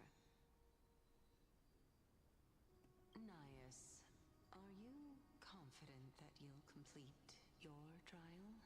Of course. Though, I am worried about what will happen once I've emerged victorious. I'm assuming a long time ago, but looks like I have no idea. Made up your mind. Yes, this is the safest course of action. Completely separating courage, honor, tenacity, sacrifice, and reason. You I really think know how to make things difficult. since he's supposed to be living, I think it was centuries ago this happened. But like I said, time goes differently in different worlds, so Please, young lady, witness my in this lore. demise. Lady Calypso, you I chose to guess surrender I don't know a lot about Kingdom Hearts, so I can't say for sure. Why would you dare to sacrifice yourself for a future that you won't get to witness? Because this is our destiny. The power that resides within me is so intense that I will one day be engulfed by it. Furthermore, a valorous death before glorious return has always been the path I chose. I know what Kingdom Hearts is. It's mainly Disney, but they did do a thing with Final Fantasy VII, and I believe they will have the same choice as well. I know what it is. I just don't know the whole like lore and games behind it. So, and I heard that the lore is very complicated. So I won't. I'm not that brave. Not just Final Fantasy VII. Well, that's what I heard. I don't know much. It seems you still don't know how to face it. I only know very little of it. So, Lady. Perhaps I shouldn't end my journey so hastily. yeah. Because I know someone who's into Kingdom Hearts, and I told him which one's more complicated, Yu-Gi-Oh or Kingdom Hearts. And he's like, Kingdom Hearts. Since there's still time, I'm not worried about letting fate wait a little longer. Of course. This warrior is Lord Anais. Also, Kingdom Hearts is old as me, so I As the embodiment never of grew up with the Nicanor's games. divinity, he entrusted his life to us and allowed humankind to end his madness. That means that what I'm currently seeing before my eyes is, in fact... Looks like one hypothesis of mine has already been proven true. These heroes are the true forms of the Titans, before they attain their divinity. If so, the chosen one of death that he speaks of is actually... Polixia? Is the previous form of Thanatos? But her appearance... If this is true, as long as we can find out where she went, we'll naturally be able to figure out the location of the Death Titan. But before that, Oh, we first need to witness what ultimately I happened burped to and something Lord came Anais. up. My throat went like, ah. Nasty. Nikador's courage is a testament that they have never once retreated from a battle. I've heard that these words are still engraved in Castrum Kremnos even today. It didn't occur to me that they were actually part of an alchemical formula. Sealed within this statue is undoubtedly his sacrifice. They use their own body as our city walls, keeping out and protecting us from the pervasive spread of madness. They are acutely aware that if the end times were to arrive, there would be nothing left in this world to conquer. You basically kind of have all of them. That's nice to know. It's just for me, it's I believe that his way too tenacity much. is sealed within this statue. And since it came out during the year I was born, I just never really grew up with that. So Before we fought from the stone statue. Honor, courage, tenacity, sacrifice. And finally, the only thing that remains, his reason. Cheer up, young lady. There is no need to shed tears over a glorious death. All farewells in this world are sorrowful, Lord Nias. No, young lady. As a warrior, I have witnessed too many bitter deaths. But now, all I feel is peace. A rhythm game that recaps. That mortals could live their lives in such a way. Wow. Although only a sliver of your soul remains, you remain so optimistic. Or maybe the truth is that you aren't able to feel sorrow anymore. To be honest, I don't know either. But I am certain of one thing. This is not an acceptance of death nor apathy toward it. It's not even a feeling of despair. I am just enjoying what remains of my life to the fullest. Enjoying? Indeed. Along this journey that we've taken together, not only have I changed the world, I myself have also changed in the process. And now I have reached the journey's end. When I look back and see the grand Not the first time. Yeah, I kind of know. could I not revel in that? I figured. But when you depart the mortal realm, There might be a time that I'll start to play accomplishments be reduced to nothing? Kingdom Hearts, but I don't think it's going to be anytime soon. Separation and death are two sides of the same coin. Reconciling this doesn't come easily for a mortal. Finally, let me recount to you a story of mine, young lady. The first time I returned from the battlefield, I felt extremely hollow. The calamity had devoured everybody on the battlefield but me. When I returned to the city alone, the citizens held a banquet for me that was far from pleasant. I felt as though I was still on the battlefield, and the person who had returned was nothing but an empty shell. It was late into the night. Start with Kingdom Hearts 1. I mean, I would kind of figure that, but thanks. To the barracks. On the way back, I encountered someone.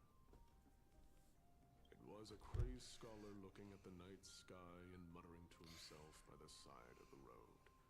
Although I tripped over him and fell, I wasn't angry in the slightest. And maybe because I saw myself. A discontinued mobile game is. I asked him a question. What's discontinued? Do you think that it'd be better if we The just Kingdom died on Hearts the 1? roadside like a couple of stray dogs? To my surprise, he shrugged his shoulders and sighed. How does someone who is currently experiencing death, dying and living, afford the same amount of bliss? Now please go away and don't block my starlight. Are you trying to say that there is no difference between living and dying? For they are both journeys that lead toward death? That's exactly what life is, and death is, but a scale to measure how valuable the journey was. Journeys and epics are only glorious and magnificent because all things eventually fade to dust. Therefore, young lady, don't detest your fate. Instead, willingly and respectfully embrace it. The embodiment of strife telling me about the majesty of the world? Indeed. I believe that when the fated moment eventually arrives, you will be able to understand my words. It has been discontinued a few years ago and has been taken off the App Store roughly a year ago. Okay. It is time for me to knock on death's door. I will set up a long table at the end of the road and humbly await your arrival. Yeah, I seen like a video where this guy like had like a whole chart. I know he did it was like Legend of Zelda, but basically he put like Kingdom Hearts 1 in like the first, it's like a whole line, or is it, I don't know. It's a long time ago since I seen it, but he puts up like the papers and like briefly tells the story of the game, and then he moves on with the timeline and stuff, and it was like a big circle basically. It went all the way around a couple loops, so That moment finally comes. Let us drink and be merry then. because I remember that I was like, I'm lost. I knew this day would eventually come.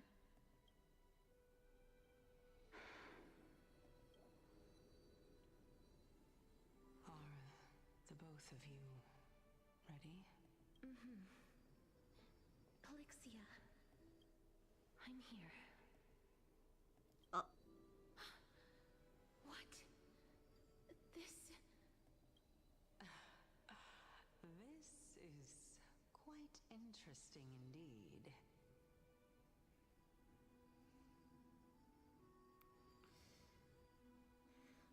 I just saw it in a video. I'm not explaining the whole thing, okay?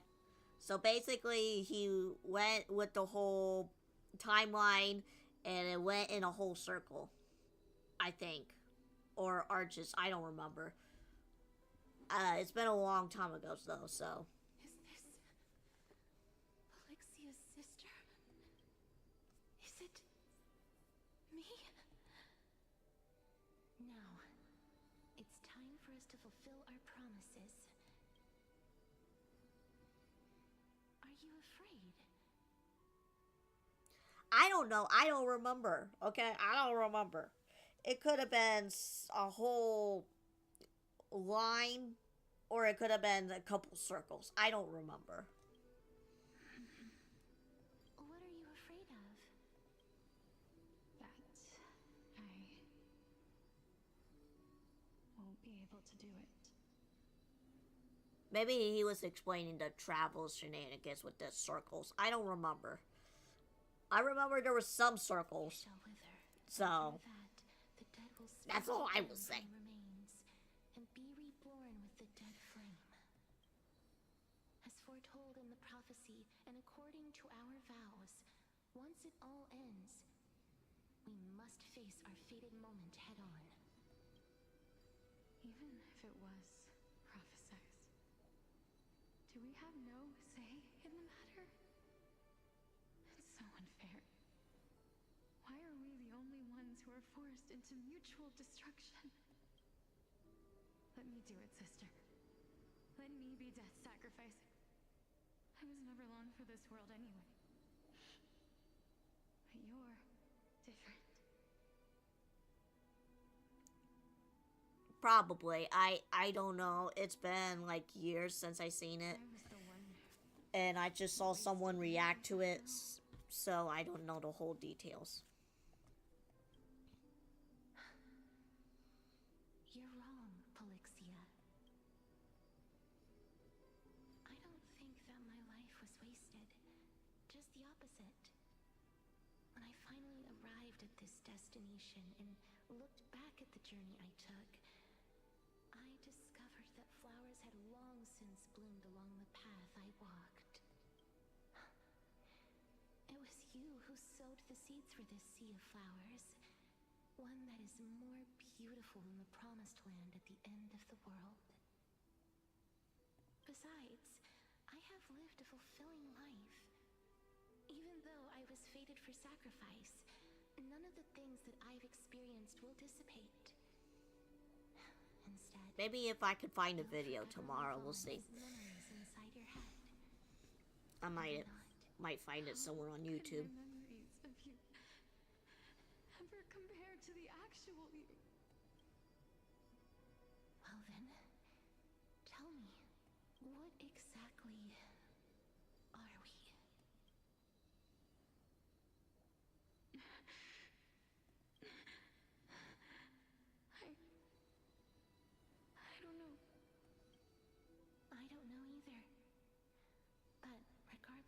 the answer is, regardless of how we're shaped by others, or even by this world, ever since we were born, the fact that we existed was predestined, and nothing could erase it. This is why I will always, always be by your side. We're twins, after all. All right, my dear Polixia. It's time to extract my heart and light the flame of death. After that, use it to plant the first bud in the prophesied new world.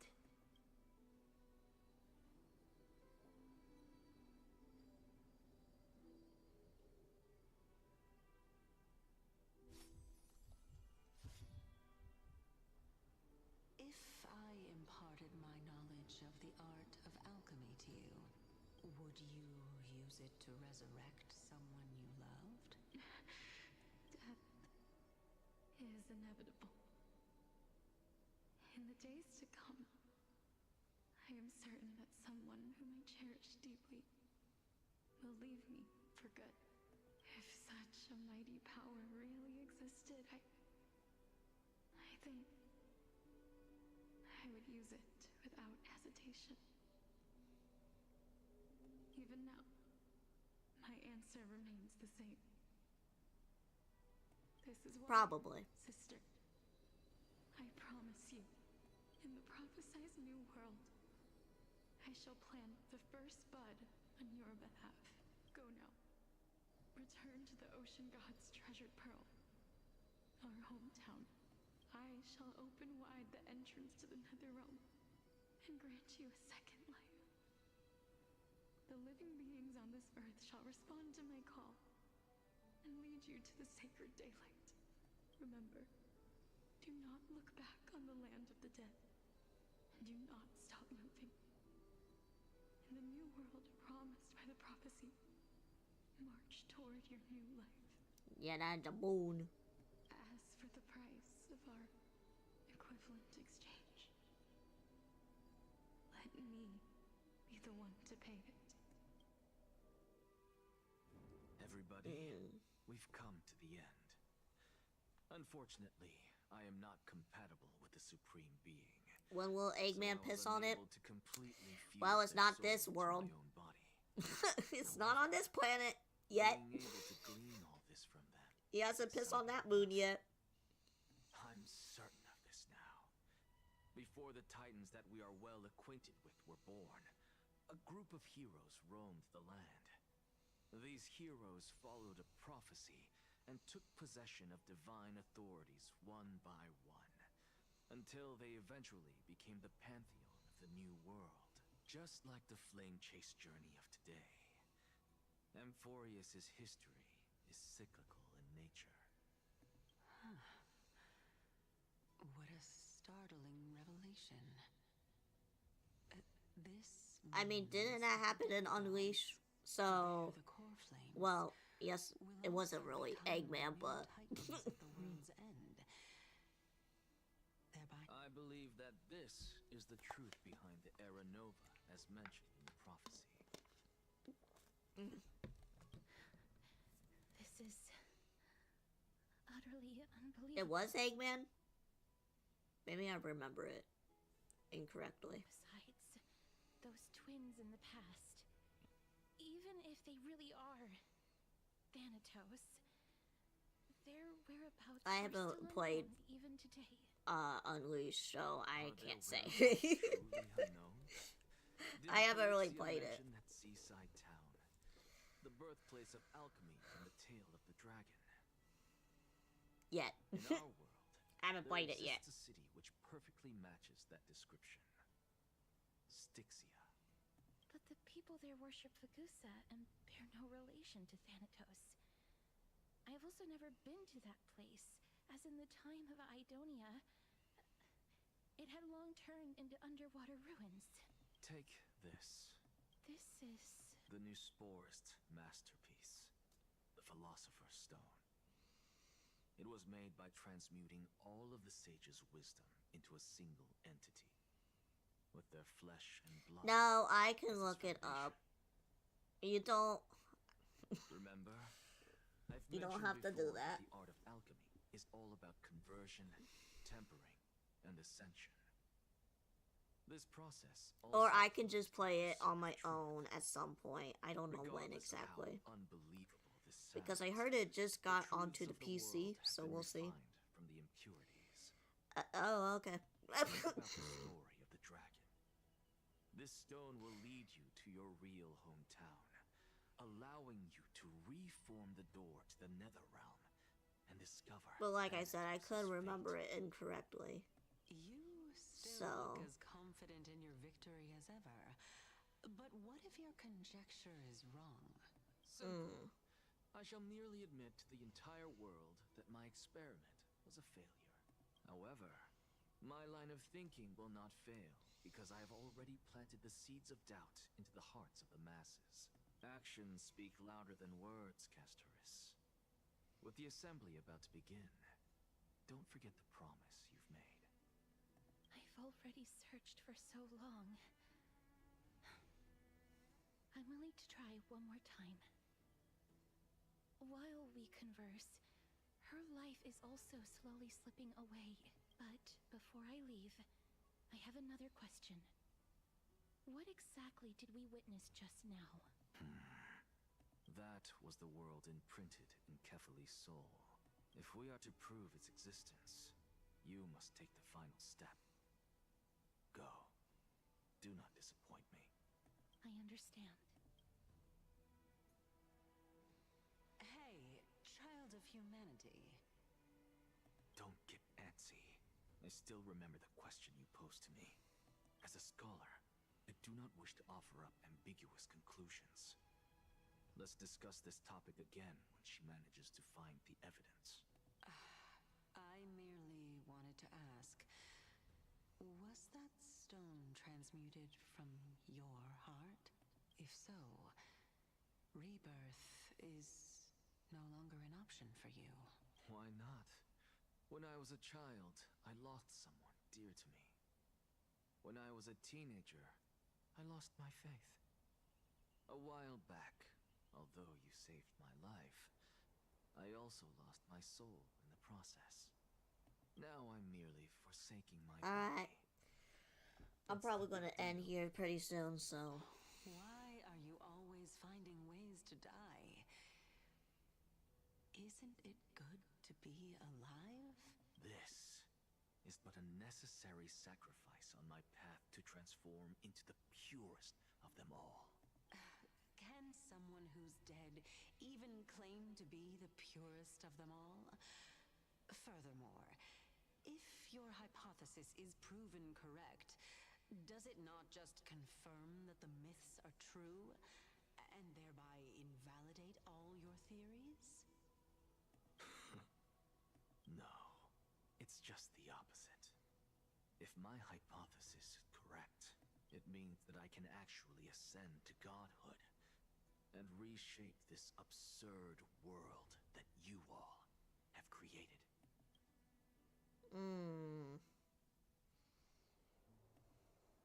That's a lot to take in at once. Lady Aglaya, please, let me explain. Go on. You know that the core flame of death has always been the greatest unknown regarding the Era Nova, which is why both you and Kindness desire to gain the power to control that core flame in the approaching Citizens' Assembly.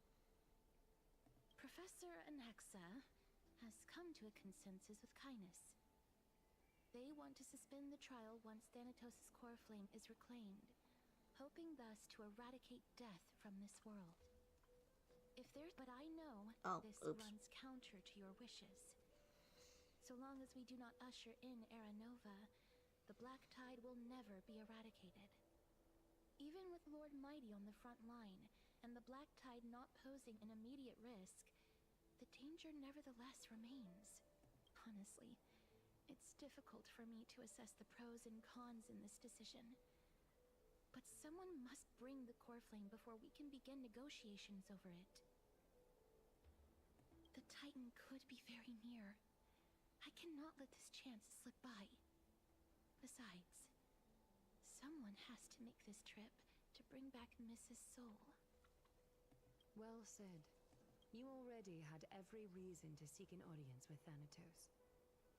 It's that great performer who has weaponized your wishes and placed us in this difficult situation. A world without death. Do you desire that too? If fate dictates that my path must oppose yours, I will do all I can to resist it and protect what I aspire to achieve. Lord Mighty showed me that without taking the first step, all talk of what follows is moot.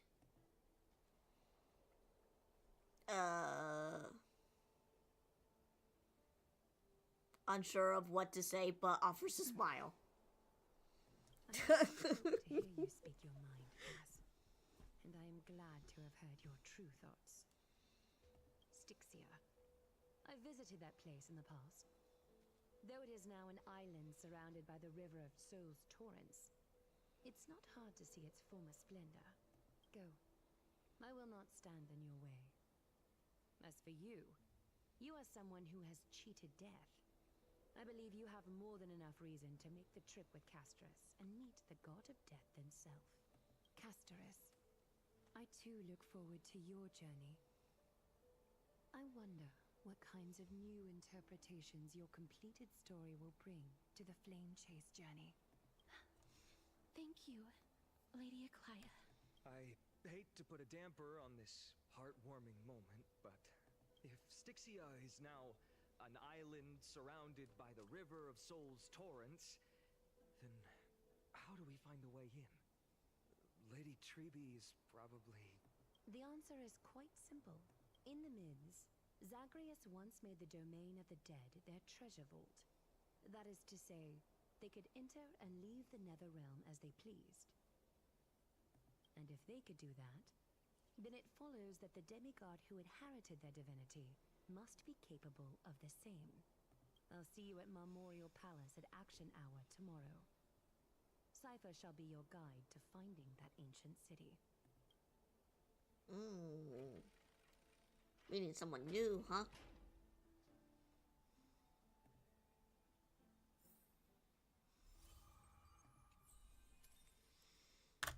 Alright, let's see. Pathstrider.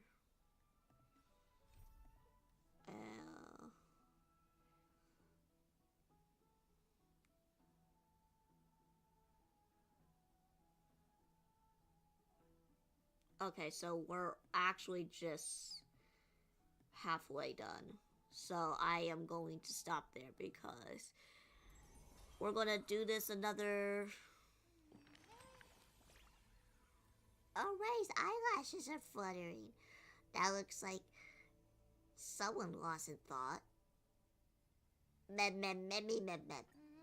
That's cheating. But for now, let's open a new chapter and share a new tale with you. Alright. Whose story are we going to read today? We got 3. Let's do his first.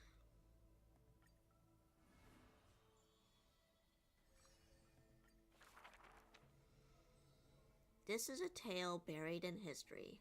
One day, a student elated in victory dashed around the Grove's territory. I saw the spell the professor carved on his body. The youth with the white hair was beside him in joy. It must be a power most secret, a means for one man to stand against 1,000. That spell was rare indeed, for it was a secret way to overturn a cart of hay. Oh god, this is long. The scholar was still a mortal body, as yet to snatch life from death, or to reforge a new flesh through the god remedy. Various minute tricks and parody He studied them all, crafting schemes oh so busy. For everyone knows he wishes not to use his divine power that is his, refusing rightful custody.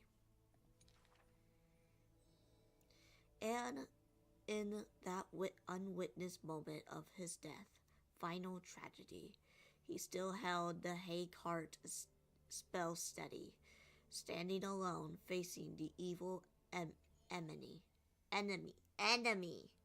God, I can't read right now. Now that craft is regarded as a magnificent study, not because of what it was, but because of the purpose everybody known to everybody. La la la. In fact, he once crafted miracles, forging silent servants, using soil as vehicles. Though no sentient, sentient. They do their job without obstacles, rivaling Titankin and spectacle. However, one day he suddenly changed his tune. Creation is the Titan's work, and slavery is the Titan's manacle. When imitating divine evil, there's no need to invest reason, most pinnacle. When the servants had all been recycled, he decided not to explain, fearing to waste his reason or muscle.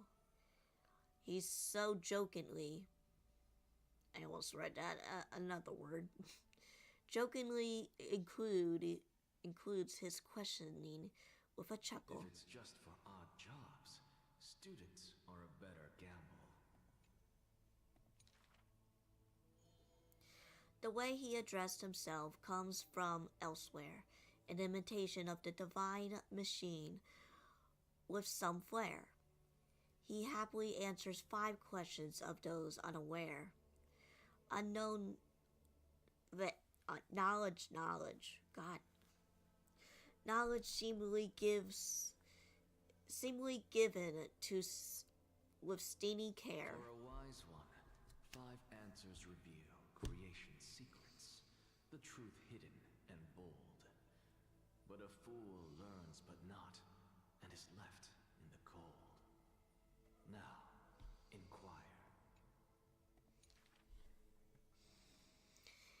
That is the fact of the scholar's crafty snare. He hides the answers he seeks behind questions posed by those unaware, dueling breadcrumbs as bait to lure and compare, whenever the inquirer may be worth of his wisdom to share. Is this a rhyming book? We're reading Dr. Seuss, I guess. The scholar never looks at laws and measurements, ignoring the flow and shifts of time's passage. And uncomprehension students gossip in eager regiments. By the flow of time, for his work is yet done, yet to implement. The stubborn assistant interjects. And he intends to desecrate Orynyx's accomplishments. Why obvious to drag out class time as a statement? The student answers, rather embedded. This man is too arrogant. The passing sage from the another school brings astonishment. Outside the courtyard, the gossip flows into the scholar's ear. He silently gives a grade to every question and argument, but none known the true answer according to his judgment. Alright, that's that.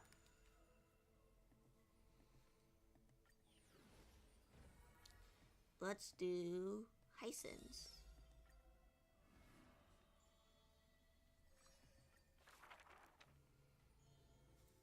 On the leaves,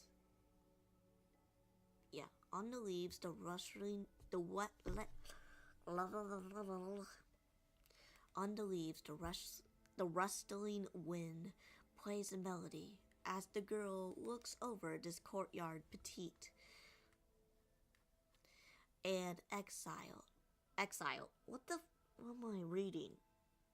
And exhales, gently dispersing the palm-held blessing. The entire yard is lit softly, like a dandelion bathed in sunlight. Is this courtyard a tad too small? It's okay, Clementine. As long as it provides warmth plenty. The girl makes the courtyard tidy, and even the ever-night lands outside the holy city. There is now a light cursing souls, miladies. I think I said that right. The girl's skills can bring forth miracles, but today she welcomes a patient quite special. Welcome to the Twilight Courtyard. How can I help you? The gravely patient shakes their head. The end times are coming, and we all wander more and more. Oh, you may heal our wounds, but you cannot cure despair. The girl watches the patient leave, and her heart swells in sorrow. Clementine, prepare some things with me. I want this place to be brighter tomorrow. The red-haired child takes the girl's hand. Long time no see, Hyacinth. Are you here in Akuma for a visit, or do you need help from us? The girl recounts her needs. I want some shining things, even if they're considered junk. Multicolored paper bags, crystal clear glasses, crystal clear glass, cotton various dyed, and jingling wind chimes. The girl brings them back to the courtyard and spares no effort to decorate all around. And some fireflies wander in. The girl is all in smiles. Little ones, thank you for your light. The patient returns here and opens their eyes wide. Multicolored dreams on the rooftop now reside, and the lawn contains the sweet whispers of sunlight. A soft breeze passes with no hint of cold, only serving to wake the playful chimes and ocarinas of delight. Wow, there's light everywhere. What a warm place. The news is soon spread by the grove, and the people with empty hearts visit the droves.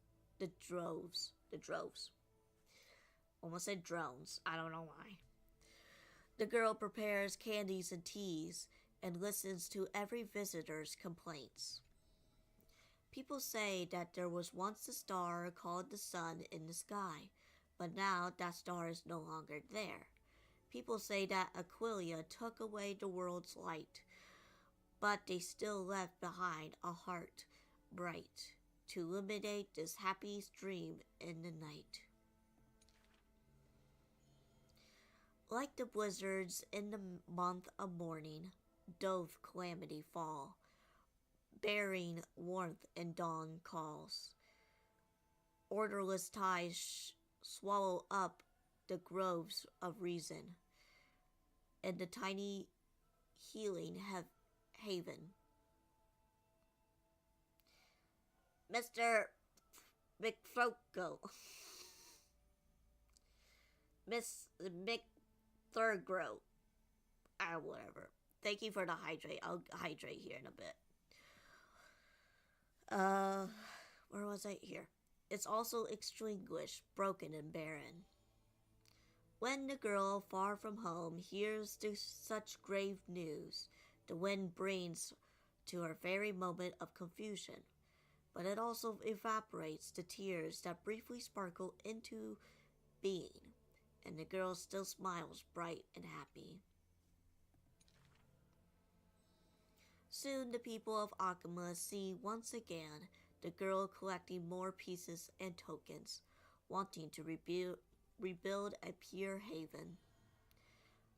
But she never realized that wherever she stood, she herself was that holy courtyard that filled the haven.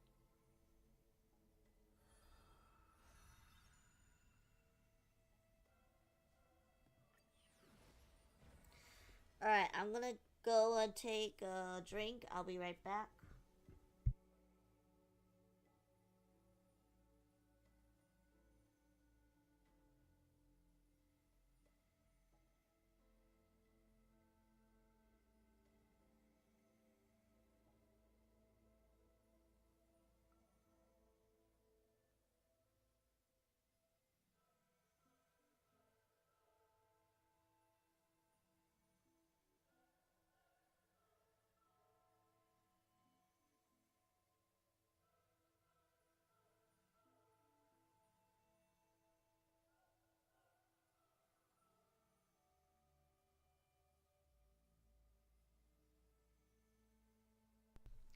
Alrighty.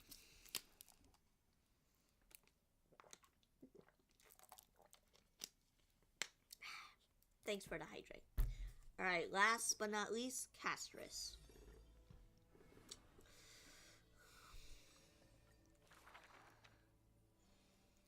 Born with an evil curse, her hands dip into lethal cinnabar and white lead to personally decorate the face of the dead. Her skills are said to bestow beauty onto anyone, even transforming their appearance completely. Many skills were born out of her seclusion, but it painted her dwelling in a gloomy vision. Only a selected few have set foot in this mansion, and the thief and the weather were two such lucky persons. The girl confers with all items in the house, with specimens, tea sets, and even pillows to profusion, as if we can hear the responses of those non-living things. In isolation. Out of courtesy, this is how I practice my words and actions.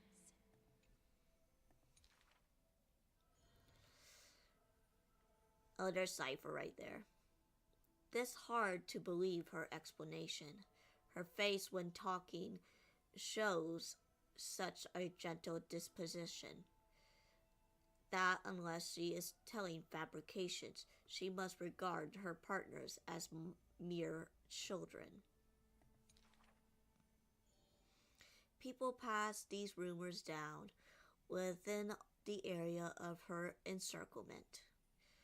All things became frozen, escaping time increments. This is an exaggeration, as that is certain. People only found the ancient lion's head in battle's ruined arguments. The head itself is nearly dead.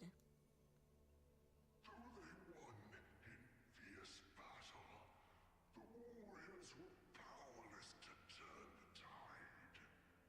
It was the embrace where death dwelled that gave early release from their pain. This is how death escapes time.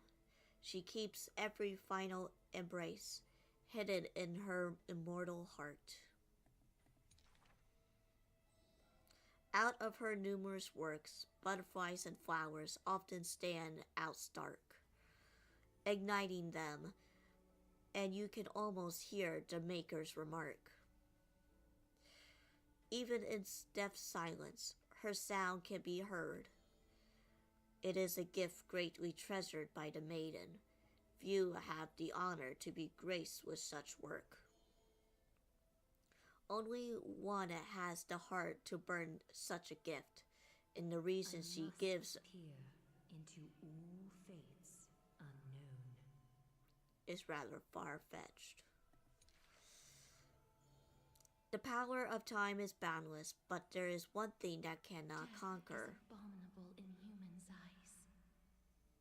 Apart from my identity, there's nothing about me worthy of praise. The beloved gold weaver hears this in distress, then tries to teach her the art of weaving in threads. It has been said that the maiden has worked at the holy city possesses, but this is just a judgment of the gold weavers expresses. Well, none can know all things, nor be skilled in all crafts. Her works are too early for the living to comprehend. Alright. That's done and over with. We'll complete this sometime next week. Blah blah blah blah.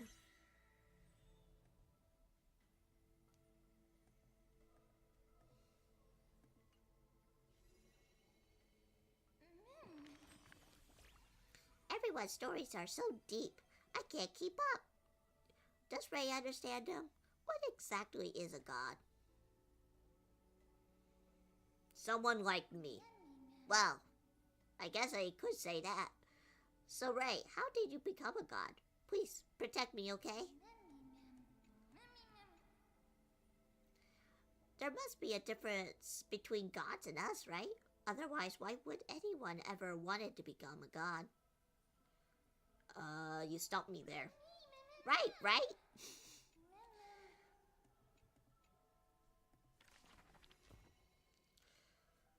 Alright. I'm gonna claim these. Yoink. Oh, wait. And yoink.